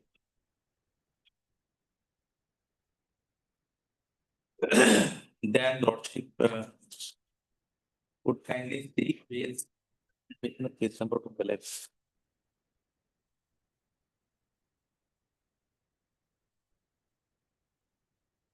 This the commission's report was supplied to the delinquent officers. That Lordship will find an annexer 3.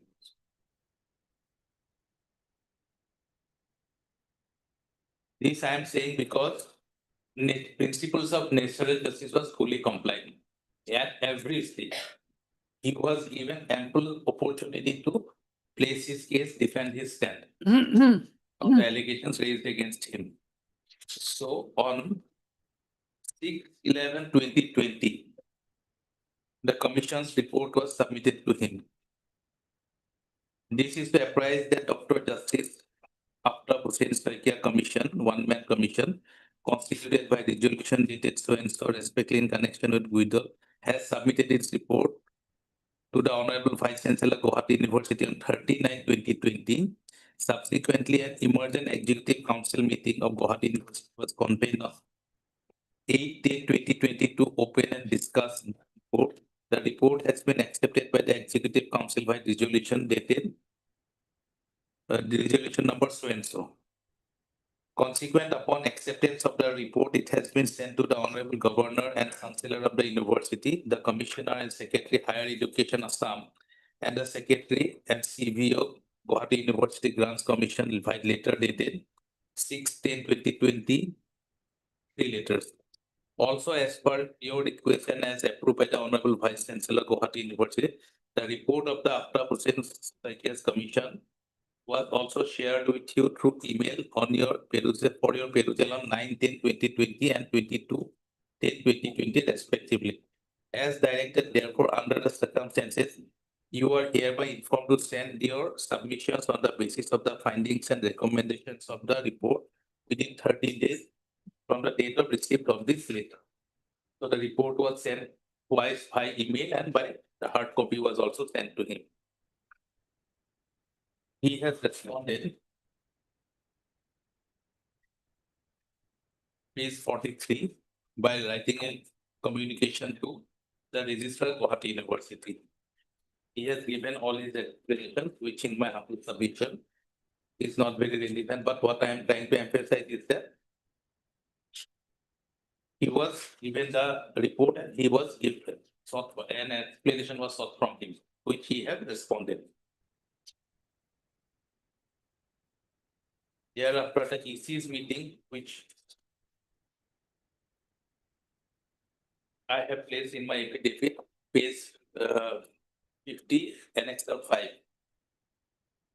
Is the EC meeting, the resolution number 4, which I have placed in the very beginning of my submission, to proceed with the departmental proceedings against Kondorpo Das and also to appoint Kollap the study. So annexer 6, page 52, 10/6/2021.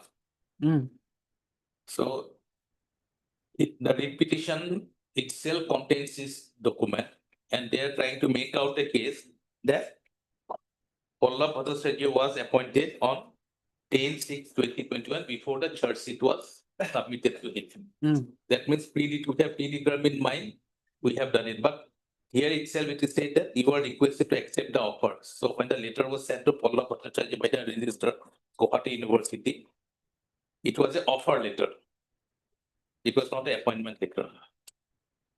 And along with the offer letter, all these enclosures are there, which Lordship will find at page 53.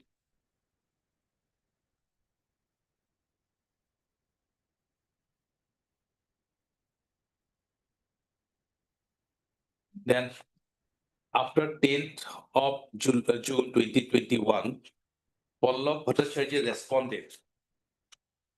Page 54. He wrote to the registrar in inviting a reference to above that letter of 10/6. I would like to convey my acceptance to the conduct of the departmental proceedings Kondorpo Das, the then director Guidal in pursuance of Dr. Aftab Hussain Sheikh's recommend. I would like to request you to send me the following documents: the report and the service rules, the database of 74,000 students who underwent training in their names, address, contact details, etc. may also be kept ready for future reference. So on 10/6, offer was given. 17/6, the acceptance that he is ready to accept the offer, but he was till that moment he was not appointed. On 22nd, the SOCOS was sent to him. That is at page 8, page annexer 8, page 55.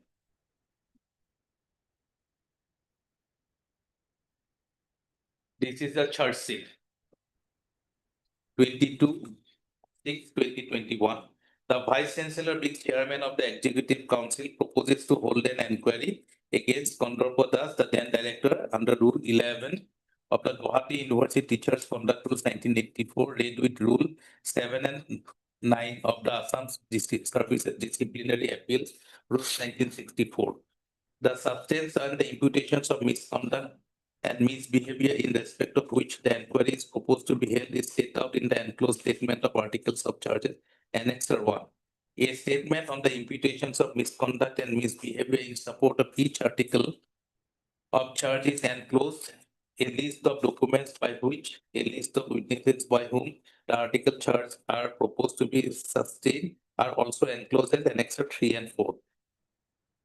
Dr. Kondorpo Das, for the purpose of preparing his defense, is permitted to inspect and extract the such relevant official records. However, such records as demanded by Dr. Das for inspections may be refused if the disciplinary authority is of the view that such records are not relevant for the purpose.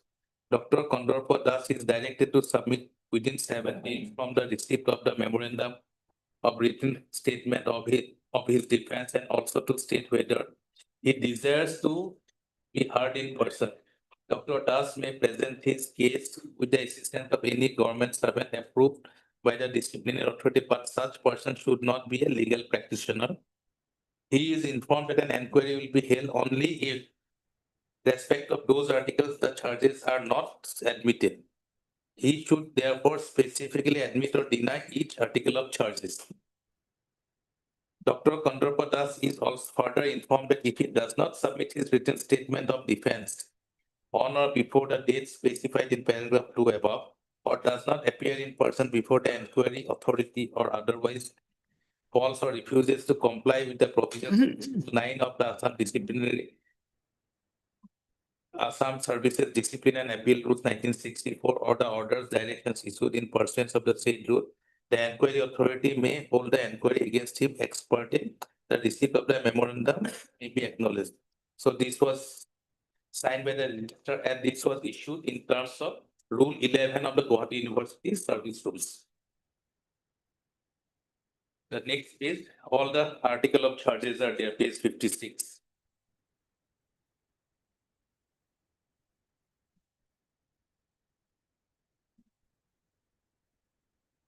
Along with the annexers, page 61, all the documents which are relevant, we have furnished him. And thereafter, he has responded on 28th of June 2021. Annexure 9, page 64. So he has referred to the charge sheet of 22nd June, the written statement which he has furnished. So in that we have stated, and this was not accepted, and therefore the Guwahati University's competent authority decided to pursue with the enquiry. And thereafter, on first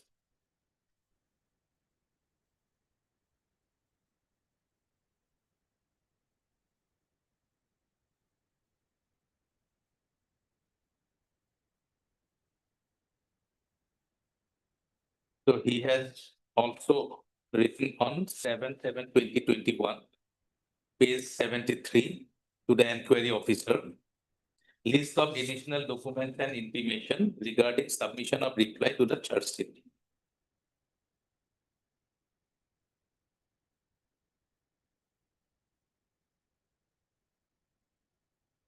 12/7/2021, additional documents were also given to him.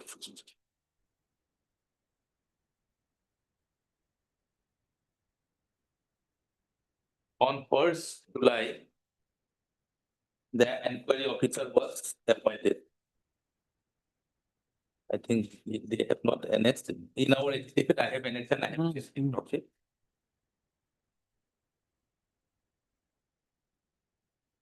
এখন কি option আছে?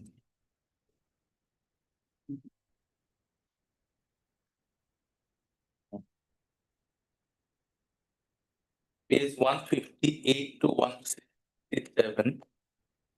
It is reply to the enquiry officer.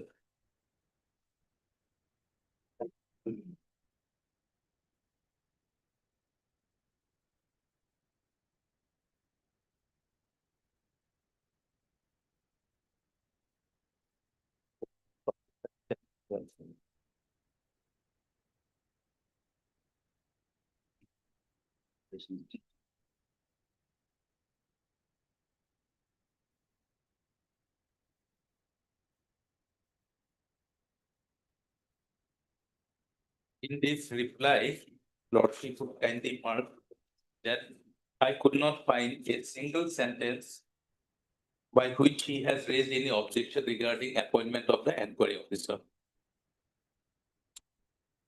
He has given detailed reply here without leaving anything further. And he appears to show that no additional time was given to him for submitting the reply, but he has replied everything. Hmm. And thereafter, personal hearing had also taken place.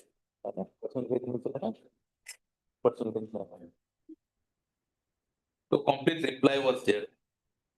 So all the tenets of the principle of natural justice were duly compliant.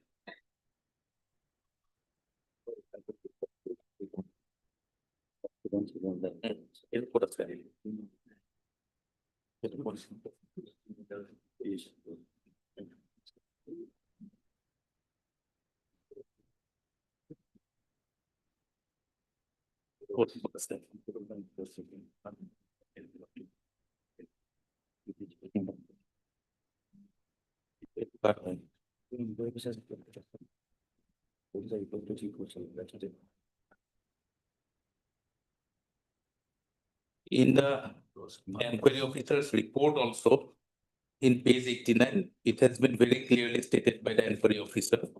The copy of the letter dated 10/6/21 to Kollam confirms about the fact that if notice is to come to the state.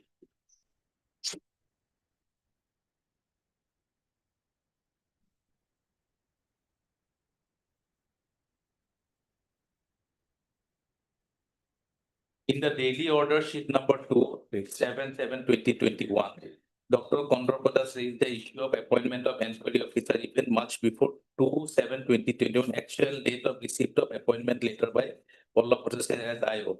The CO further pointed out that as per records available, the order of the Honorable Guwahati High Court dated 23/6/2021 PL 35/2021 containing the information that relevant offer letter dated 10/6/2021 had been issued to the said Pallab Bhattacharya and he has been requested to complete the process within 1 month. Sri Bhattacharya has accepted the assignment and already initiated the said proceedings. It is stated that the charge sheet has already been drawn against and said Kondrapodas and served upon him duly. The same information was repeated in public notice by the Registrar of Guwahati University on 24/6/2021, which was uploaded in Guwahati University website. The copy of the letter dated 10/6/2021 to Pallab Bhattacharya confirmed the above facts, and the enquiry officer was appointed much before framing of the charge and served to Kondrapodas. However, the CO has stated that he has full confidence and trust on the enquiry officer, though the disciplinary authority Guwahati appears to have violated the principles of natural justice. CO Mane. The charge officer has very clearly states that he has full confidence and trust on the enquiry officer on several times.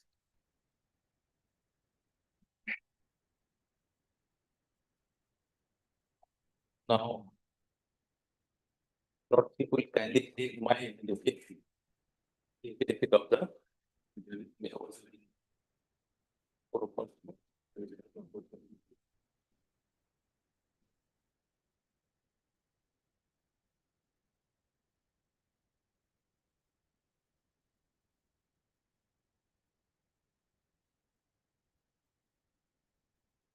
So he was the director, then he came back to university.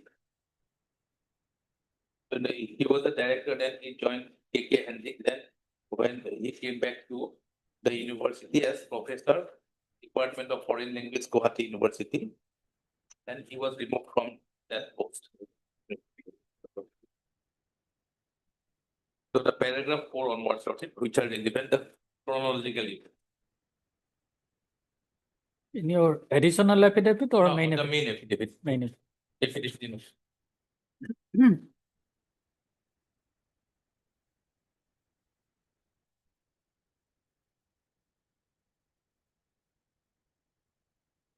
So here we have stated that Dr. Justice after Hussain Sarkia's commission was constituted as per the Guwahati University Executive Council resolution adopted in its meeting held on 4/12/2019, and the same commission submitted its report on 28/9/2020, dated 28/9 on 30th September 2020, which was accepted by the Guwahati University Executive Council on 5th of October 2020.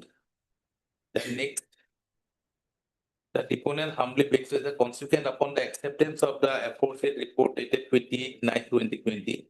It was sent to the Governor of Assam and Chancellor of the University, as well as to the Higher Education Department of Assam and to the University Grants Commissions for communication by communication dated 6/10/2020. Afterwards, the strict petitioner was also informed to send his submission on the basis of the findings and recommendations of the report within 30 days. I have placed the main documents from the petition. It is humbly stated that thereafter, in view of the resolutions adopted by the Guwahati University Executive Council in the meeting held on 8th of June 2021, the proceedings of which meetings confirmed in the next meeting of Executive Council held on 12/7/2021. One, Sri Pallab Bhattacharya IPS, former chairman of APSC, was by a communication dated 6/10/2021 requested to accept the offer while forwarding the same Executive Council's resolution and also apprising that his name has been suggested to conduct the departmental proceedings as follow-up action consequent upon the submission of the Dr. Justice Aftab Hussain Sarkia's commission's report against the writ petitioner. It is stated that having received of the same the charges response to the offer, he was duly appointed as enquiry officer by a subsequent official communication on 1/11/2021. In this regard, it would be relevant to state here that the charge memo dated 22/6/2000 22/6/2000 was issued. The witness submitted his response on 28/6/2021, much prior to the aforementioned communication of 1/7/2021 as regard to formal appointment of the inquiry officer concerned. Further, it is categorically denied by the deponent that the charge sheet served to the petitioner was not approved by the disciplinary authority, and the said aspect would be still clear from the content of the proceedings along the resolutions of the executive council held on 8/6/21, which I have already placed the resolution number 4. Then I'm coming to the next paragraph. It is also humbly submitted that the subsequent all former directors of Pujol, including Lipra, were duly communicated to make their respective submissions in context of the report dated 28/9/2020, and the submissions to obtain were placed in the EC meeting held on 26/20/21. Wherein committee of 4 EC members were constituted to examine the submissions and to make necessary recommendations to be executed in this regard. It is respectfully stated that the report of the said EC committee was submitted on 31/3/2021 as well as an extremely urgent communication in connection with commission's report hearing dated 31/5/2021 was issued by the Principal Secretary, Government of Assam in Higher Education Department, urging the Vice Chancellor to start disciplinary action as per the provisions of service disciplinary appeal rules on the Guwahati University Act rules regulations as applicable to them without any further delay. In this regard, were placed to the aforesaid EC meeting held on 8/6/2021 to discuss the matter threadbare. The deponent humbly states that the decision of the EC to initiate department disciplinary proceedings against the petitioner was based primarily on the findings and 8 numbers of recommendations of the report of Justice Commission as regard to 12 number of issues which I have already placed, Lordship. Next page. Page 7. Further, it would be pertinent to point out that subsequent to the aforementioned Executive Council resolution dated 8/6/2021, the charge memo was issued. Since the Vice Chancellor being the chairman of the Executive Council, Guwahati University proposed to hold an inquiry against the petitioner, and the Registrar and Secretary ex officio to the Executive Council, Guwahati University issued the relevant memorandum dated 22/6/2021 by order and in the name of Executive Council. Annex 8 of the petition. Moreover, the said memorandum dated 22/6/2021 was issued after proper legal consultation as per the decision of the EC and in tune with the provision enshrined in the Guwahati University Act 1947. And it was also duly intimated to the Executive Council of the University on numerous occasions of different stages of the discussions without any objection in this regard. Furthermore, by the same memorandum dated 22/6/2021, the writ petitioner was informed that an inquiry will be held only in respect of those articles of charges as are not admitted, and therefore he was asked specifically admit or deny each articles of charges. It is also humbly stated by this deponent that in the inquiry report of aforesaid Sri Pallab Bhattacharya dated 10/9/2021, it was stated that having discussed these aspects with the charge officer, the writ petitioner in the instant matter inter alia that CO was specifically asked if he has any objections against the IO, where he clearly mentioned that he has full confidence on the IO and the DOS, that is statement, is an eloquent testimony of this contention, paragraph 11 of the inquiry report. As such, the proceedings before the said inquiry officer got conducted with the writ petitioner's consent, and no prejudice was caused to the writ petitioner at all in the entire proceedings as regard to the aforesaid aspects. So regarding the appointment of the inquiry, he himself has given the consent and he expressed satisfaction. Therefore, the inquiry proceeded with the same IO who was appointed on 1st of July 2021. So basically, we are reiterating what we have already stated, Lordship. Regarding the penalty part, whether it was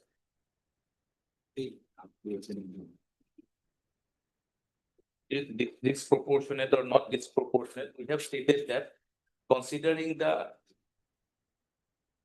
paragraph 10, we have stated regarding the penalty part. While putting the requirement to the strictest proof thereof and also reiterating the statements made herein above, this deponent begs to state that the penalty imposed was not shockingly disproportionate as alleged in the content of the aforementioned EC meetings relevant proceedings of the EC on 8/6/2002 as well as the earlier EC meetings dated so and so. So according to us, it is not selectively picked that he was put to this rigor of discipline proceedings and also imposing the penalty. And also he is not made a scapegoat, which he is alleging. He is the sole person who was responsible for conducting the courses without placing all the informations before any of the executive council meetings or the academic council meetings or before the vice chancellors. So as he has played with the life of 74,000 students, till now their degrees are not recognized either by the government or by the regulatory authority UGC or DEC. Therefore, there is an uncertainty which is hanging on the head of the students who have pursued the various courses during the period 2010 to 2017. On the point of requiring to issue a so-called notice before imposing the penalty, I have already made it very clear from the provisions in the Constitution, Article 311, the proviso given there. And also Rule 10 of the Assam Service and Discipline Rules 1965, Rule 10 very categorically states that it is not required to hand over any notice before imposing the proposed penalty. Mm. So basically, these are the facts. Mm. So I would like to place few judgments. In support of my Please tell me one thing. lordship. In the report of the Dr. Soikia Commission, Yes, he has also recommended initiation of proceeding against the uh, by other vice chancellors. Other vice chancellors. Yes, from the year 2010 till 2017. The Morila. Sure. Over. One vice chancellor passed away, number one, and the other vice chancellor lordship was the government had considered everything. Mm. The government specifically instructed the proceeding should be against them, and which was also agreed by the executive council of the university. Mm. All the recommendations may not be considered by the authorities. Mm. Some recommendations may be accepted, some may be not accepted. When it has come to the notice of the government, after all the materials which are part of the commission's report and also from other sources, it has come to the knowledge that the vice chancellors who were working at that point of time, from the record, it is seen that these issues were never raised or never informed. Mm. Even the registrars also, where no action has been taken against the registrars also. Mm. Assuming that Mm. the vice chancellors are also involved, registrars are also involved. Mm. Not taking action against them Mm. will not dilute his case. No, that's all right, because there is allegation Allegation is and there, that he is allegation made there. scapegoat. Yeah, I fully agree with that, Mm. lordship. Mm. Only thing is that the government, after conscious decision, Mm. has taken a step. A letter has been issued by the higher education department, Mm. directly requesting but because this is an autonomous body. So requesting the Guwahati University authorities to proceed against Dr. Kondorpa Das. Mhm, mhm. So the government has taken a considerate decision. The chancellor has also taken a considerate decision that only one person is responsible here. So for that reason, only one person. If tomorrow lordship observes that the other persons may also be, should have come under this ambit of the disciplinary action, then we can always look into that. It has not done, the door is not closed, Mhm, door is still open. mhm. one may have expired, but the others, if there is substantial amount, materials is there, that there is evidence that other vice chancellors were also involved. But from the commission's report, it is very categorically, it has come out that the statements which were given before the commission, none of them has admitted or from any cross-examination or anything. Mm. It can be adduced that the vice chancellors were there from 2010 to 2017. From record that they were aware that unapproved courses were conducted by Guido. Hmm. It has also come to the notice from the record of the registrar's statement, Suresh Nam's statement very categorically said, in all the academic council meetings, the issue of unapproved and approved courses were never placed by the director. This has not come for any discussion also. So the registrar or the vice chancellor have no business to go into the Guido, which is a totally separate institution, although under the same umbrella, Hmm. to look into the records. And all the communications which were done by the director to with UGC and DEC during the course, not a single copy has been marked to the registrar's office of Guwahati University. Hmm. So there may be a deliberate attempt to put everything in dirt from the Guwahati University authorities by the writ petitioner. All these things were considered by the government and the university. There is no blue-eyed person. If anybody is responsible, Lordship, this government or the vice chancellor would definitely take action. The same vice chancellor was responsible for taking action against two vice chancellors of the state of Assam. Hmm. Professor Jagdish Mukti was the governor at that point of time, who was the chancellor of two universities. And at his initiative, two vice chancellors were dismissed from service, which is unique record of our state. One is Kandharpa Das from KK Handy. The other one was the vice chancellor of Dibrugarh University. Hmm. So there was no sympathy for any kind of misappropriation of funds. This is misappropriation of funds. And Lordship may put one question: why government till now has not registered a criminal case for finding out the the criminality in the financial transactions? Hmm. That has not been done till now. Hmm. Definitely, Lordship, it has come to our knowledge also. We definitely, if required, we can give appropriate suggestions. Hmm. But the thing is that other vice chancellors appears to be innocent in this case. Hmm. That is why no action has been initiated. Hmm. Neither the registrar, Suresh Nath, who was there from 2000 into 2016, Hmm. and the vice chancellors, including, in fact, when it has come to their knowledge, they were the instrumental in taking initiative to stop the unapproved courses Hmm. and also to find out what were the anomalies. Hmm. Otherwise, these things would not have come into light also Hmm. initially. When it came to the Guwahati University's knowledge, Hmm. that the students also came to know and the agitation started and it has become a big public uproar. Hmm. And ultimately, this issue had to be discussed in the assembly also. Hmm. And finally, there is some instructions from the governor and the chancellor as well as from the state government regarding constitution of the Justice Psychiatrist Commission Hmm. under the Inquiry of Commission Act. Hmm. So I'd like to place two judgments on judicial review. Hmm.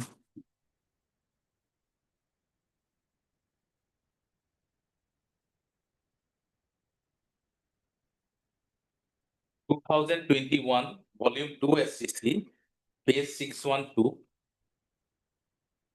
Deputy General Manager versus Ajay Kumar Srivastava, paragraph 22, 24, 26. 2021 2 SCC, page SPC, page 612. 612. Page. Paragraph 21. 22 to 26. So may I read, Lordship, paragraph Okay. 22. Hmm. The power of judicial review in the matter of disciplinary inquiries exercised by the department and penal authorities discharged by the constitutional court under Article 226 or Article 32 or 136 of the Constitution is circumscribed by limits of correcting errors of law and procedural errors leading to manifest injustice or violation of the principles of federal justice. And it is not akin to adjudication of the court on merit as an appellate authority, which has been earlier examined by the court in several cases are cited. The disciplinary authority is the sole judge of facts. Where appeal is presented, the appellate authority has co-extensive power of to reappreciate the evidence or the nature of punishment. In a disciplinary inquiry, the strict proof of legal evidence and findings on that evidence is not relevant. Adequacy of evidence or reliability of evidence cannot be permitted to be canvassed before the court tribunal. In Union of India versus H.C. Goel, this court held that if the conclusion upon consideration of the evidence reached by the disciplinary authority is perverse or suffers from patent error on the face of record or based on no evidence at all, a writ of certiorari could be issued. So our case is not marked by any such irregularities.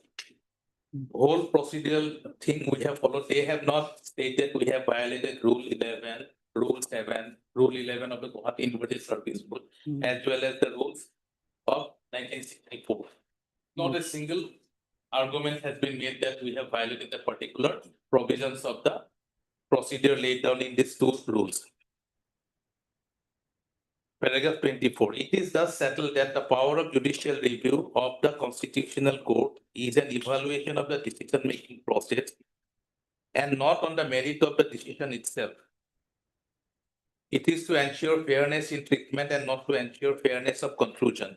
The court tribunal may interfere in the proceedings held against the delinquent if it is in any manner inconsistent with the rule of natural justice or in violation of the statutory rules prescribing the mode of inquiry and where the conclusion or finding reached by the discipline authority is based on no evidence.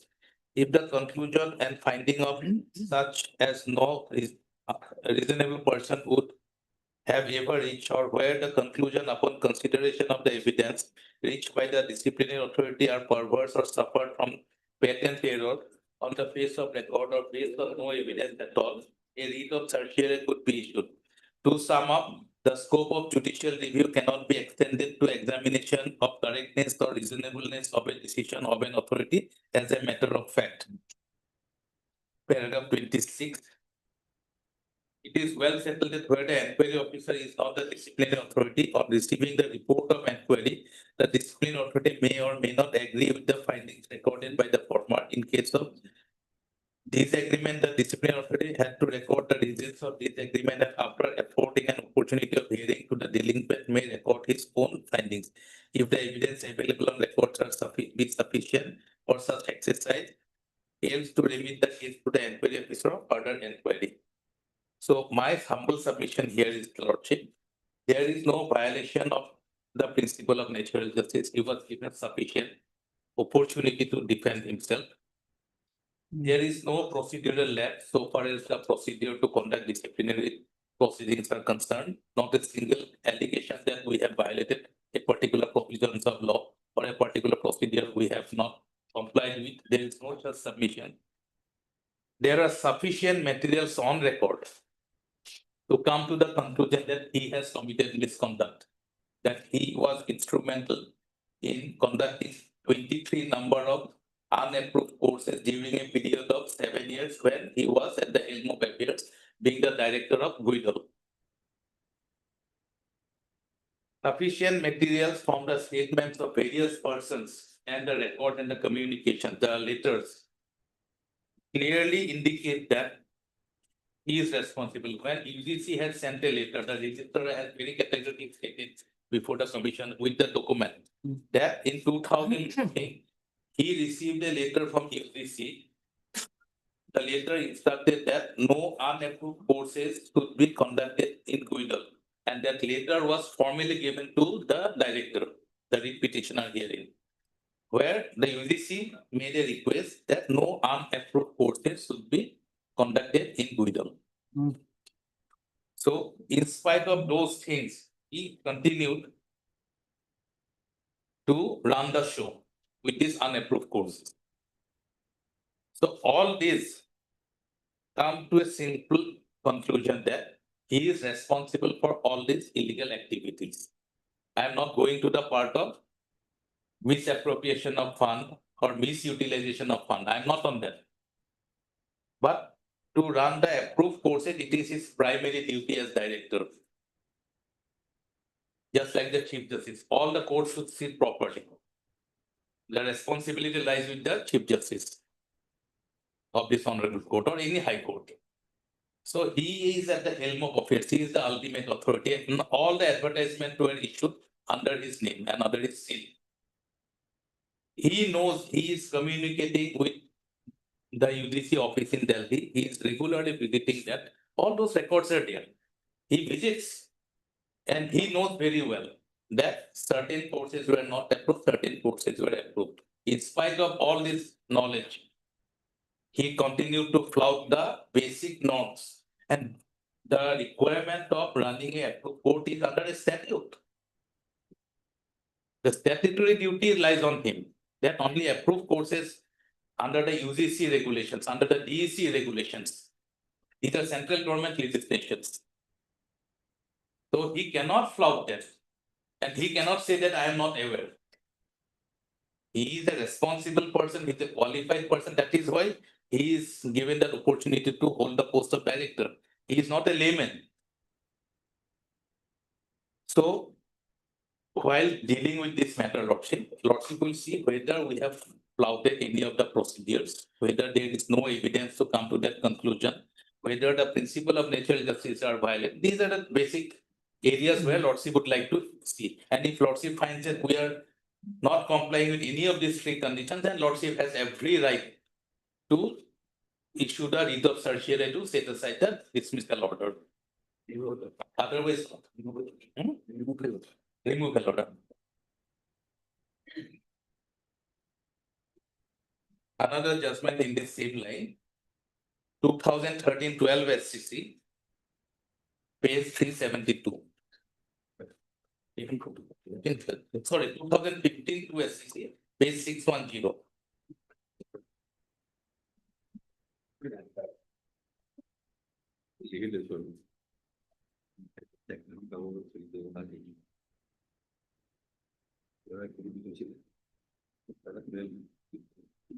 Paragraph 12, may I read it? Yes. 616 is the relevant page. Despite the well-settled position, it is painfully disturbing to note that the High Court has acted as an appellate authority in the disciplinary proceeding, reappreciating even the evidence before the inquiry officer. The finding on charge 1 was accepted by the disciplinary authority and was also endorsed by the Central Administrative Tribunal. In disciplinary proceedings, the High Court is not and cannot act as a second court of first appeal. The High Court, in exercise of its power under Article 226/227 of the Constitution, shall not venture into reappreciation of the evidence. The High Court can only see whether the inquiry is held as by a competent authority. The inquiry is held according to the procedure prescribed in this behalf. There is a violation of the principle of natural justice in conducting the proceedings. D, the authority has disabled themselves from reaching a fair conclusion by some considerations extraneous to the evidence and merit in the case. E, the authorities have followed themselves. The authorities have allowed themselves to be influenced by irrelevant and extraneous considerations. F, the conclusion on the very face of it is wholly arbitrary and capricious, that no reasonable person could ever arrive at such conclusion. G, the disciplinary authority has erroneously failed to admit the admissibility and material evidence. H, the disciplinary authority have erroneously admitted inadmissible evidence which influenced the findings. I, the finding of fact is based on no evidence. So none of these conditions are present in the present proceedings. I can elaborate by arguing, Lordship, but it is very clear that none of these conditions, there is no violation of natural justice, the principle of natural justice. The competent authority, they have not raised that issue. The inquiry was held according to procedure. There is no procedural lapse. No extraneous considerations, no malafide, nothing has been alleged. Then the finding after on the basis of the evidence is that he has done a major irregularity in conducting his administrative work. So for that kind of negligence, and that too not for a single instance, it continued for 7 long years. So every year he is repeating the same offense. Had it been a solitary case, we could have understood that by mistake he has flopped it, or with an expectation that he will get the approval, he has done it. But it continued from 2010. That means the maximum course period is 3 years. Those who have started the course in 2010, their course is over in 2013. Those who have done it in 2014, their course was over in 2016, 14, 15, 16. So he has played with the life and the career for 7 batches of students. And he has the guts. I have to appreciate him.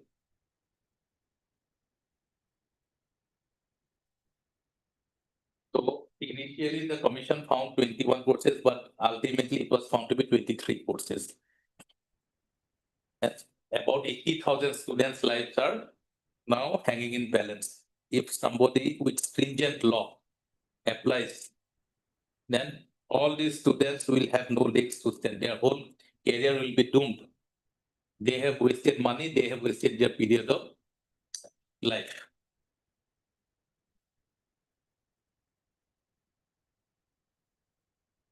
Paragraph 13 also says, under Article 226 to the Constitution, the High Court shall not appreciate the evidence, interfere with the conclusions of the inquiry in the same, in case the same has been concluded in accordance with law, go into the adequacy of the evidence. It will not go into the reliability of the evidence, interfere if there is some legal evidence on which findings can be based, correct the error of fact, however grave it may appear to be, go to the proportionality of punishment unless it shocks its conscience. So my humble submission is, when a person at the helm of affairs as director is doing all these illegal activities for 7 years, the only way out is to throw him out from the service. So therefore, the authority has rightly imposed the punishment of removal from service. It has tarnished the image of Guwahati University and its institution widow.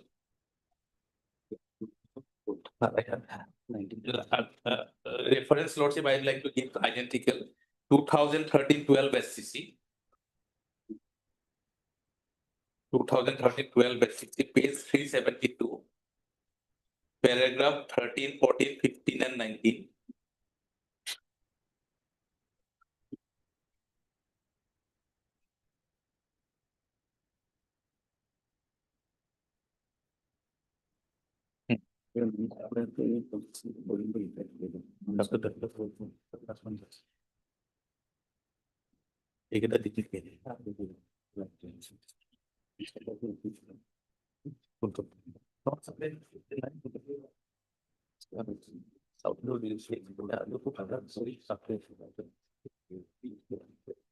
Lordship, another case that we have given every material which he had asked.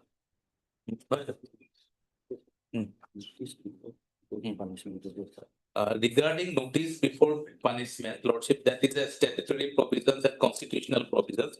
In this light, the Honorable Supreme Court has recently passed a judgment, 2025 SCC online. 2025 SCC online, Supreme Court SC 2092, Competition Commission of India versus Kerala Film Distributors Federation, paragraph 52 and paragraph 61. Then on the point of prejudice, no prejudice has been caused to him. Then that judgment is Lordship 1996, 3 SCC, page 364. So the procedure, there was no prejudice to it. Whether the appointment was done, even if we assume that the appointment of inquiry officer was done prior to issuance of the then also no prejudice has been caused. But my case is totally different, factually. So 1996, 3 SCC page 364, State Bank of Patiala versus S.K. Sharma, paragraph 28 and paragraph 33. Are we getting? And lastly, regarding the misconduct, 2005, on point of misconduct, 2005, volume 8, SCC, page 351.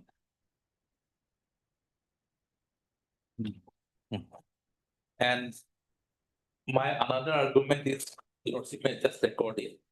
So there is a provision of appeal, which he have not appealed. The alternative remedy was also available. But they have straightway approached this honorable court. But I am not harping too much emphasis on that point, on the point of maintainability, on the ground of availability of alternative remedy. Rule 15 of the Assam Services Discipline and Appeal Rules 1964. When a penalty has been imposed, there are provisions of appeal under Rule 15. A government servant may appeal against an order imposing upon him any of the penalties specified in 7 to the appellate authority specified in this behalf in the schedule. There shall be no appeal against the order of the appellate authority. So he is squarely covered under the provisions of Rule 15, that he could have filed an appeal before the appellate authority, which he have not done. In any case,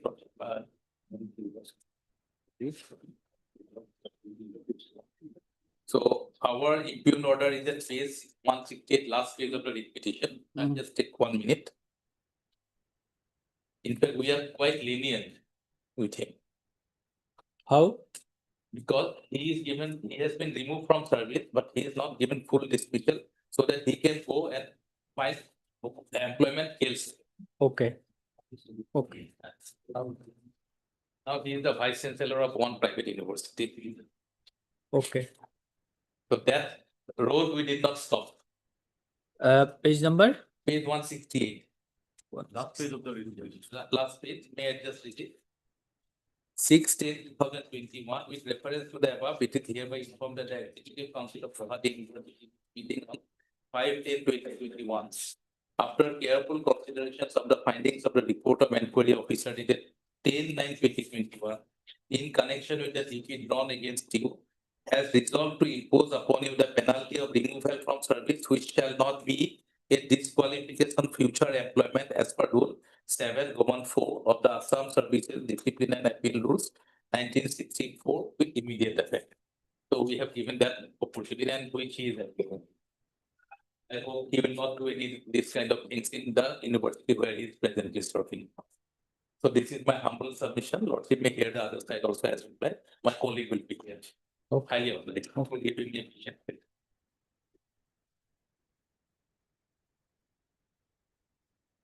My lord, may I give a reply some other day, my lord, for 2 reasons. Firstly, my lord, if I have to argue, my lord, reply to my learned friends, I'll take a lot of time. If your lordship gives me some time, my lord, I can concise it and reply to the point, my lord. Can it be on next Thursday, my lord? It can be, My lord? but it is better that you complete the argument today because the matter has been kept further on. True, my lord. I had concluded my part earlier, my lord. Now I have to reply. He has given such a elaborate, my lord, submission. I have to meet his points. And he has taken, my lord, 2.5 hours, 2 hours, 40 minutes. I'll also, if I reply, my lord, I may not be complete today also, but if you Maybe grants me some time, my lord, maybe day after tomorrow, my lord. day after tomorrow. Okay, day after tomorrow then. Day after Oh. tomorrow. My colleague will be, I am not. Yes, available, yes, but I am not yes, taking yes. adjournment for Yes, yes, yes. But Okay. next okay. Thursday would have been more comfortable, my lord. Then I'll get some time, my lord. Thursday. Next Thursday, my lord. Coming Thursday is So next week, Thursday. next week's Thursday, my lord. Okay, next week, Thursday. Okay. Saturday নামা দিব। Saturday নামা দিব। Saturday is a working day now. Even then, my lord, let it be 12 minutes, I'll be very brief. 12. Yes. Okay. Okay. Heard Mr. M.K. Chaudhary, learned senior counsel assisted by Mr. Chakraborty, learned counsel for the petitioner, and Mr. D. Soikia, Yes, yes. learned senior advocate from Advocate General Assam, assisted by Mr. Gogoi, learned counsel for the respondent authorities. Heard in part, list the matter on 12th of February, My lord. 12th of February. For final hearing. Okay. Oblige.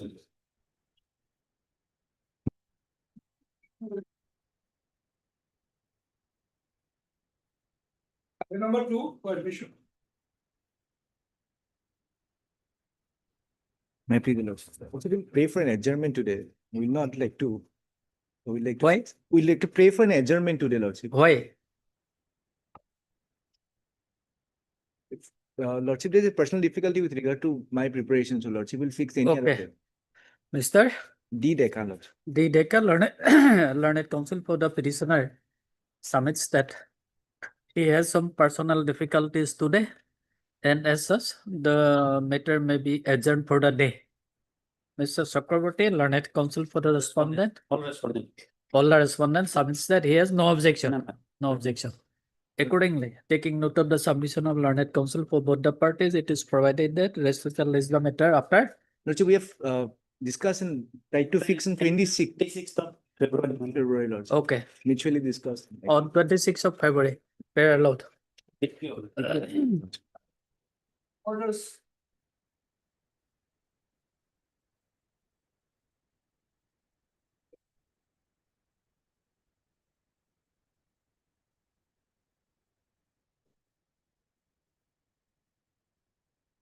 Lordship, the matter is fixed to Why the court. why this IA is filed Order 41 Rule 27 petition, Lordship. for? Order 41 Rule 27. Because on the same day, when this sale agreement was shown to be issued, shown to be registered, on the same day, another plot of land, adjacent plot of land, same tag number, same pata number was also sold out. And that evidence is very much necessary because they do not have left any land now. Both the plot of land is sold. Either one agreement, sale agreement, research sale agreement, another way sold it. For sale it, in respect of one kotha of land, it was only 40,000 rupees. And for sale agreement, it was 2,24,000 for a plot of land measuring one kotha 8 lesa. Covered by Between the same parties or the different same parties? parties. It creates doubts.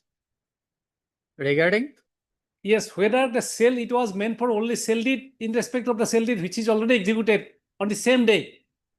And all it was a sale agreement shown to be issued in favor of the plaintiff. So therefore, this evidence is required because it is same covered by same tag number adjacent plot of land. This is the only plot of land where the plaintiff or the appellants have been living now. They do not have any other land.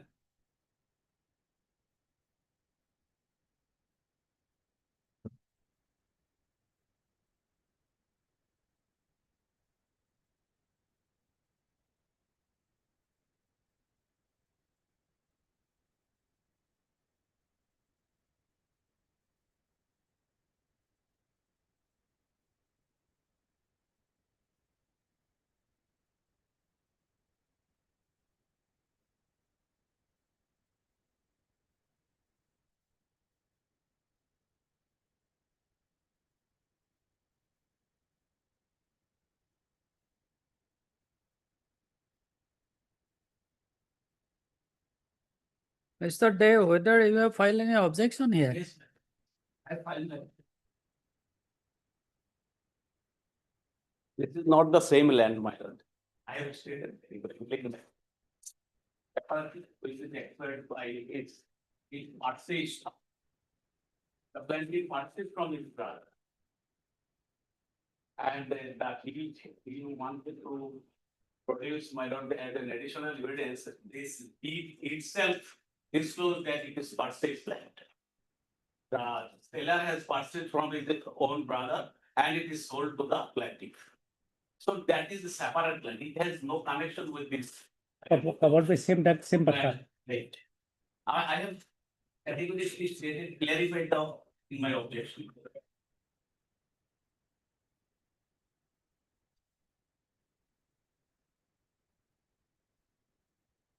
It wants to that, why not my submission that we wanted to mislead this honorable court by submitting that document.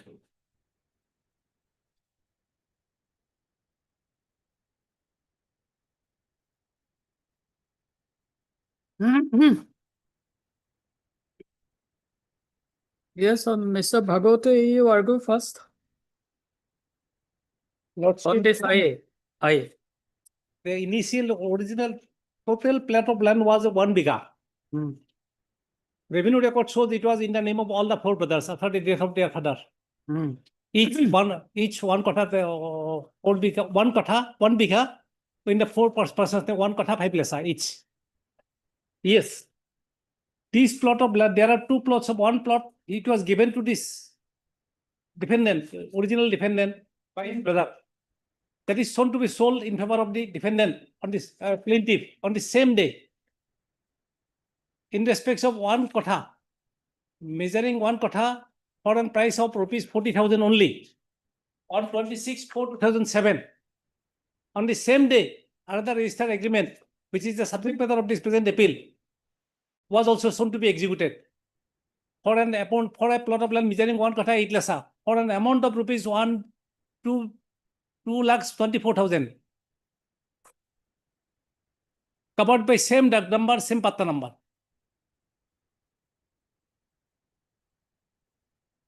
There is no whisper in the agreement, nor in the sale deed, that next plot of land is either going to be sold or it is going to be this agreement. Creates doubts over the persons that whether they were brought and said sale agreement, sale deed. There is no, it does not disclose whether sale permission was obtained or not. No sale permission was obtained. Therefore, the original deed which they have produced, subsequent which they have they never stated so. There is no agreement, there is no sale permissions. So it is covered by duct number 724, patta number 1540. And the present appeal, second appeal, also in respect of the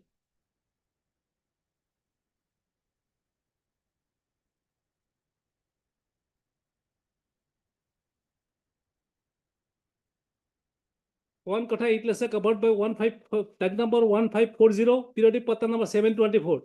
Lanka town, Kisam, Mauja, Lanka district, Nagaon. It shows that north boundary is also this one. It is adjacent plot of land only. So therefore, whether a sale deed was sold to be executed on the same day, or whether an recent agreement was shown in respect of the land where they have been already living, appellants have been living with their families. It is the only plot of land left with them. So this evidence is very much necessary. This document is necessary while deciding this present appeal. No, that document is a sale deed Sale between 2 brothers. All right, even if it is admitted that it is given by his brother only in favor of the predecessor of the present appellants, that is the 2 plot, one for sale agreement plot, another for sale deed plot, covered by same duct number, same the adjacent plot of land. All right, if it was sold out to him, the plaintiff, to her on the same day. No, Mr. Bhagwati, you see, the consideration may be different from person to person. If it is between the same brothers of the same family, the consideration may be different. And if it is with another person, the consideration may be different. It is not a brother's land it was sold. It is shown to be sold by the original defendant in favor of the present plaintiffs. That is the sale deed which was sold, subject matter of this present. So how that sale deed will help you? Sale deed means it will only help me. There are rulings of the Honorable Apex Court also. It is a hardship to me. Why I should sell a land subsequent amendment agreement whereupon we have been living with our family. There is only no other land left to us. So why we will do that such a suicidal act? Because we have, all right, we admitted that sale deed was executed in favor of the plaintiff. On the same day, another plot of land, adjacent plot of land covered by same tag number, partner number, only suit land, only land left for the plaintiff appellant defendants is sold to again to the plaintiff. Leaving there is no scope for them to leave where to go now. Because this sale deed and sale agreement, all right, we admit that sale deed was executed rightly or wrongly for 40,000 rupees, all right. We do not mind it now that land is left given to our plaintiff. But how about us? Where are we going to live now? 1 kata 8 loss of land which is left where we have been living since the days of their fathers. Now, if it goes away because of this, then we'll have to come to the footpath now, whole family. Therefore, my submission is that this sale deed, when it was executed, soon to be executed on sale agreement, was executed on 26/4/2007. On that day, in fact, they were called only to execute the sale deed. By taking advantage of their own innocence, she executed another sale agreement in respect of the adjacent plot of land where they have been living together. And by this time, that lady has purchased all the nearby land. My submission is that, yes, it is a really hardship to the family. Now, how can they live? How can they survive? And for an amount, on the same day, if it is sold out and a registered agreement, there are two different amounts. One for 40, just mere 40,000 sale deed they soon to be executed. Another 2,24,000 for 1 kata 8 lasa. 8 lasa is only more. 1 kata, if it is 1 kata, it is 40,000. Then 2 kata 8 lasa, 1 kata 8 lasa will come only 80,000 plus somewhere another 20,000, 1 lakh, not more than that. So 2,24,000 is soon to be this one. So my submission is that this evidence is a necessary evidence because it may be considered at the time of hearing of the appeal. This application. Because generally, Order 41, Rule 27, the application is supposed to be heard At the time of hearing of the appeal. Hearing the for the appeal. Because the court, I honestly submit that this part of evidence will be necessary to show that these appellants are facing hardship, tremendous hardship because of the fraud. It is exactly a question of fraud. We did not plead, but it is a fraud. Because sale permission is not there. And the persons, all those persons, even the officials, registered officials, those persons, they fail to consider those issues that without sale permission on the same day that was shown to be registered. It creates doubts whether it was a sale agreement or sale deed. Because sale deed has already been executed, that we did not challenge it. So we have no left, we cannot challenge it now, right now. But we have that land which is meant for now sale agreement on the same day with a separate same number, only what is that even and thumb impressions and number is also as serial numbers are same. So it creates doubts that this document is vital in deciding the present appeal in respect of a sale agreement dated 26/4/2007. So let us, in our application, the sale deed is executed here. Sale deed is No, Mr. Bhagavati, you show me the decision of the Supreme Court. that hardship. Yes. Yes.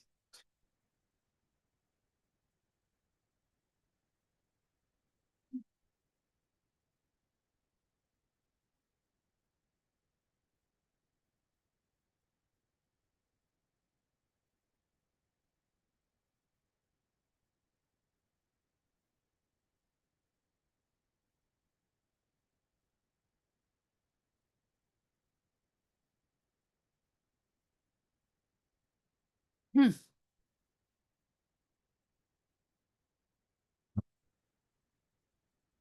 thousand sixteen, contra Supreme Court, Hamonto Mondal versus others. 2000, 2016, one SCC, page number? 567. Okay.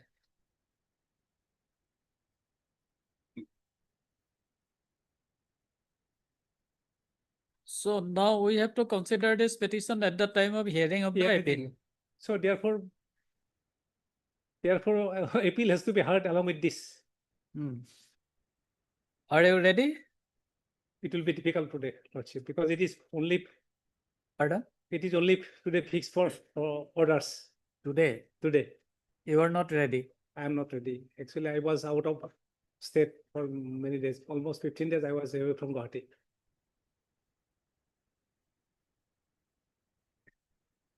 Okay. Mr. Day? So suggested that then? For hearing of the appeal?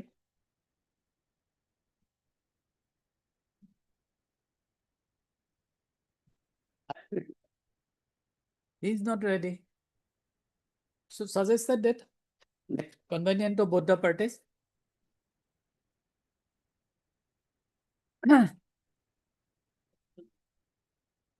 When? I don't know, next week. 17. 17. Mr. Bhagavate? Lordship, I have no option. I got to agree now. Okay, okay. Let it come. Heard Mr. Bhagavate, learned counsel for the applicant in IA civil number 520 of 2025, and Mr. Day, learned counsel for the opposite party. This application under order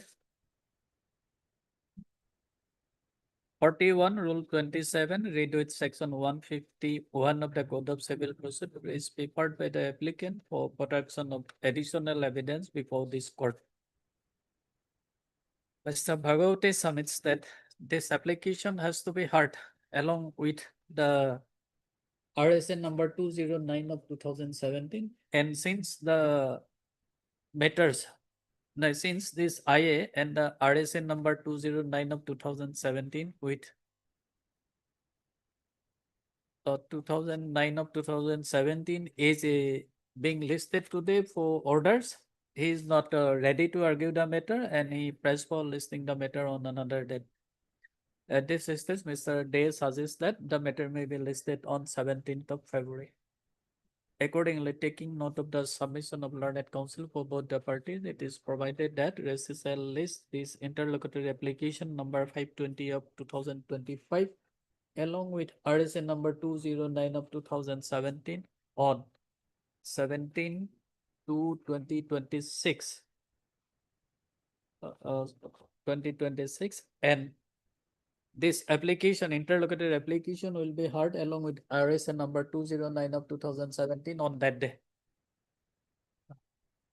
Item 9 for orders.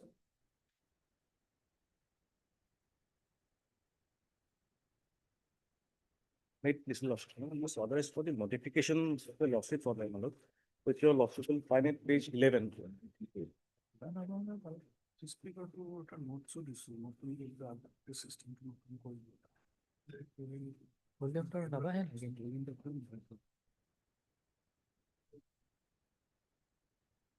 Right, this lawsuit.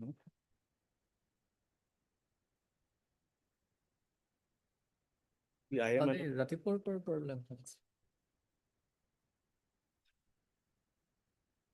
When a lawsuit order starts page 11, my lord, of the IA. And here, my lord, from it starts from page 12. Which part?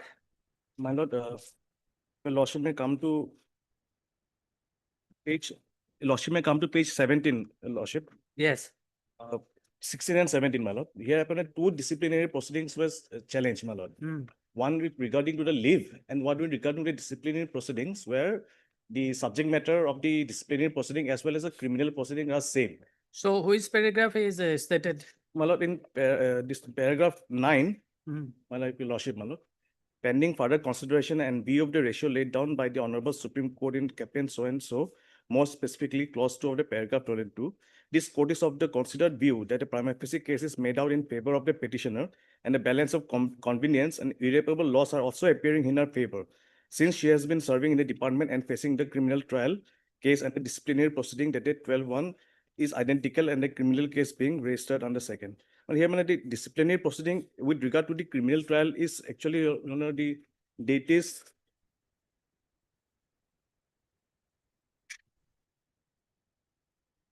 21, my lord.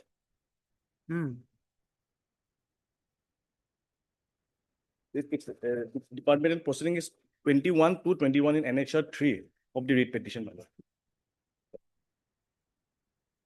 And all the observation which your lordship has ordered, my lord, actually with regard to the identical similar proceedings in criminal and this are related to the disciplinary proceeding dated 2022 to 2021, my lord, Annexure 3 of the writ petition, my lord. Now we are seeking the change for the disciplinary proceedings in the report, my lord. Whatever observation your lordship has ordered with regard to the at paragraph 10, my lord, according to disciplinary proceeding 21-2, my instead of 21-2, my lord, it should be 21-2021. Annexure, No, instead of 24. well, actually instead of 24, my lord. Okay. But it's- So this is the only correction. Yes, 28/1/2021, Annexure 3. And my lord, the report dated 3 instead of 3/8/24, my lord, it should have been 26/8/25.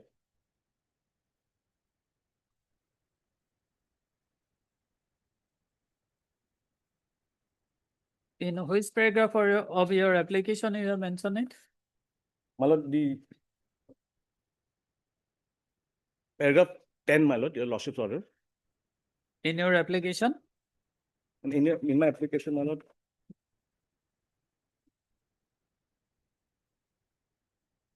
Paragraph 8, my lord. 7, 8.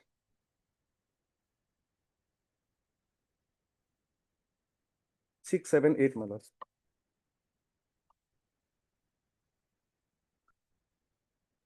Now, ought to have been disciplinary proceeding 21/2/2021.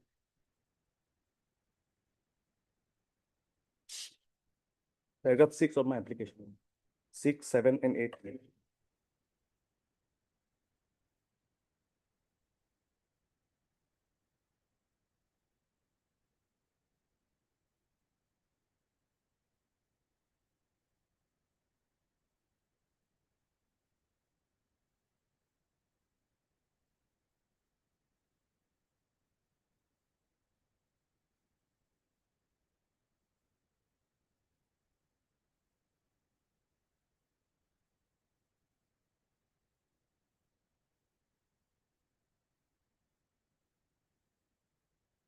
And the inquiry report is dated 26/8/2025. Yes, my lord, 26/8/2025. Yes, Mr. Sharma, any objection? No objection. And Annexure 3 and Annexure, instead of Annexure, Annexure 3 and Annexure 24, my lord. Okay. Heard, Mr. M. Smith, my lord. Learned counsel for the applicant Yes, and also heard Mr. U. Sharma, learned standing counsel for the education department. This interlocutory application is preferred by the applicant for rectification, stroke correction, stroke review of the order dated 3/12/2025, passed in WPC number 6849 of 2025. Mr. Smith, learned counsel for the applicant, submits that in the order passed by this court dated 3/12. 3/12/2025, 2025. Hello. In the paragraph number 9, 9 and 10, my lord. 9 and 10, this court was pleased to observe that the petitioner in WPC number 6849. WPC number 6849 of 2025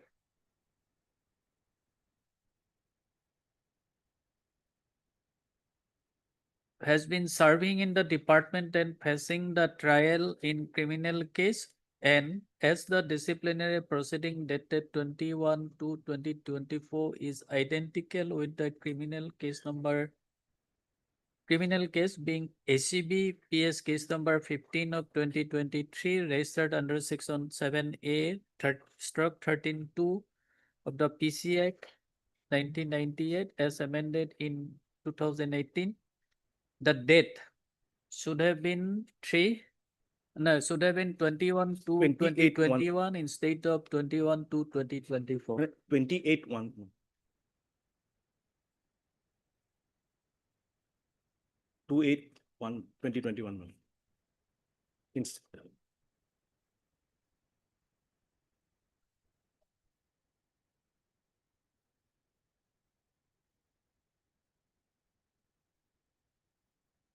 You come to this paragraph number 6 of your application. What is the date mentioned there?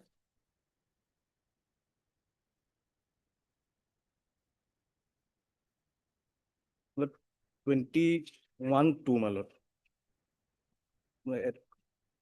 The loss.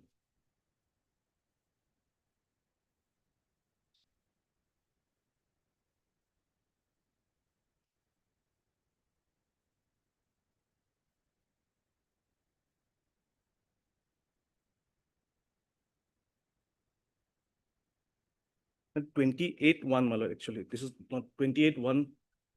There have been. Ought to have been, Malad, actually, 28/1/21, Malad. My in the prayer application, Malad, I have stated, Malad. 28/1/21, Malad.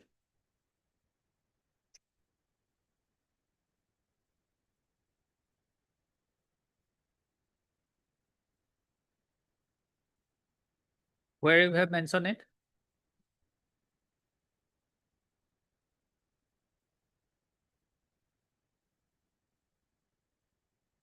Where portion of your application? Arrow, Malad, it's my lordship may take it as, Malad, 28/1/2021, Malad. You file application for correction of this date. Malad. কাটি দিয়া এইটো. Heard Mr. Smith, learned counsel for the applicant, and Mr. U. Sharma, learned standing counsel for the respondent in elementary education department. Secondary education department. Mr. Smith submits that some clerical error has occurred in paragraph number 6 of the interlocutory application and also in the interlocutory application, and as such he may be allowed to make necessary correction of the date mentioned in paragraph number 6. Fair allowed? Rest shall list this matter after a week. You do not know which paragraph is required to be corrected and what is to be inserted. Malad. For hearing, I remember 5.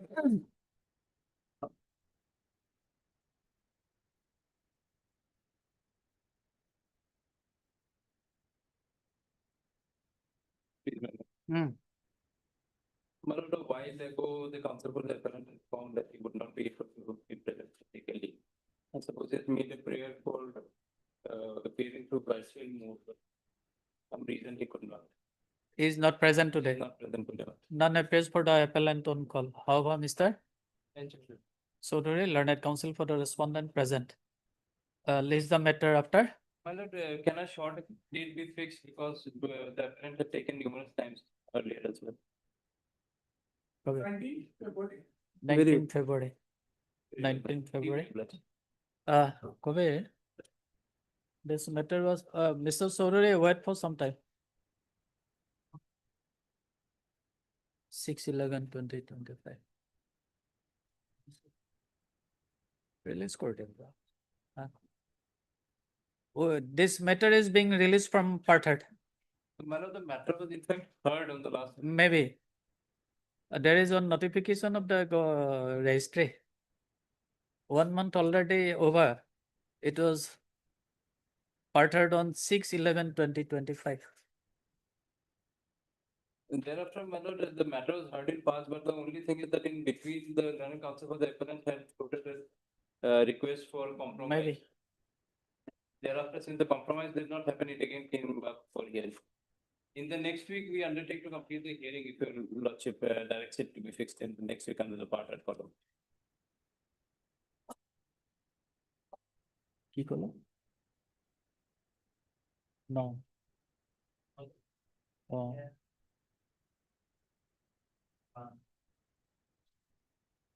Recessal leaves the matter. No, Anikali, no? Remember, in that case, It appears that the matter was kept altered on 6/11/2025, and since then,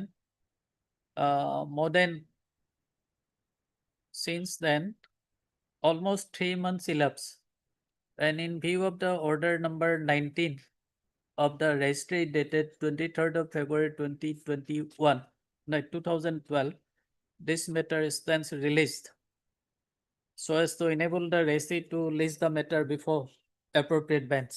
my lord, if I may make a prayer, my lord, there is also cross objection in the appeal. Maybe both the matters will be listed before the Because bench as per Respondents roster. of flat file, they neither have got the flat nor have they will receive the compensation. If a date is at least fixed, then No, registry will list, you go and file an application before the registry for listing. Six. Order by the Same order.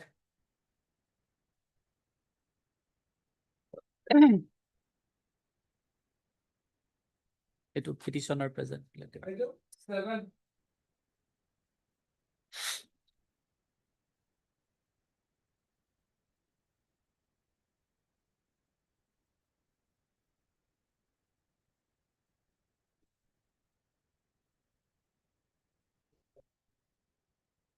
Yes, the parties are ready. I'm ready, your lordship. Lordship, Mr. Ian Bora is not there, but he has instructed if the CBI starts, we have no objection, we will reply it. He's not available today, but we have no objection if this.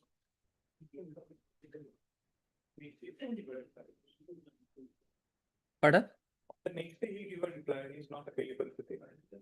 No, not in a piecemeal manner. You have to complete the argument on the same day.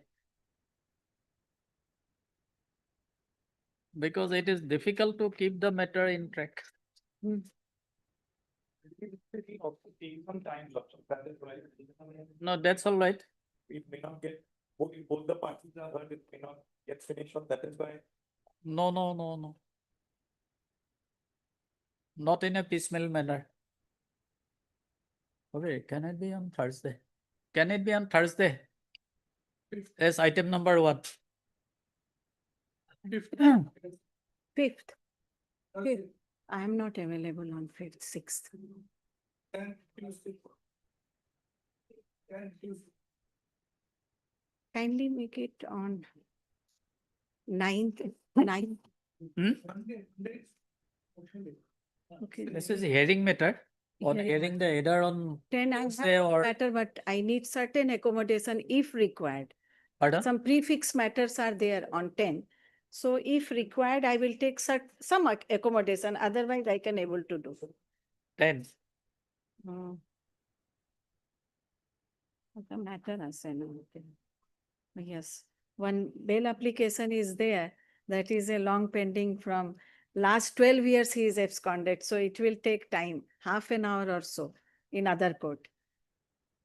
Then we will accommodate, আমি inform করি, yes, we'll accommodate. 10 it is okay. We'll accommodate in the morning, that's. As If at all agreed required, it upon may by not be learned required. counsel for both the parties, recessal lays the matter on 10 10, much as item number কবে? as What? item, 1. First item seen first item, okay. First. first item. Item 8.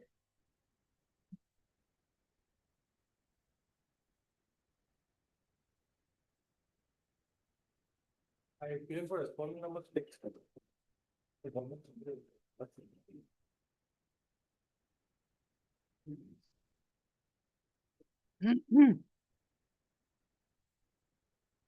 But the issue is whether the Assam Cricket Association will come under the jurisdiction of the RTI. That is the whole issue. Hmm. Other side is not there. But the petitioner, Let it be after 3 weeks in that. after 3 weeks. None appears for the And last petitioner on issue, call. because that's 2014 methods. If they want to pursue, the next day they may appear. But we will get something. None appears for the petitioner on call. How about Mr. B. Gogoi, learned? Council for response. Learned counsel for the respondent present. Counsel for the respondent present. Rest shall list the matter after 3 weeks. Not 3 weeks, after 2 weeks. 2 weeks, and in the event of subsequent non-representation of the petitioner, appropriate order shall follow.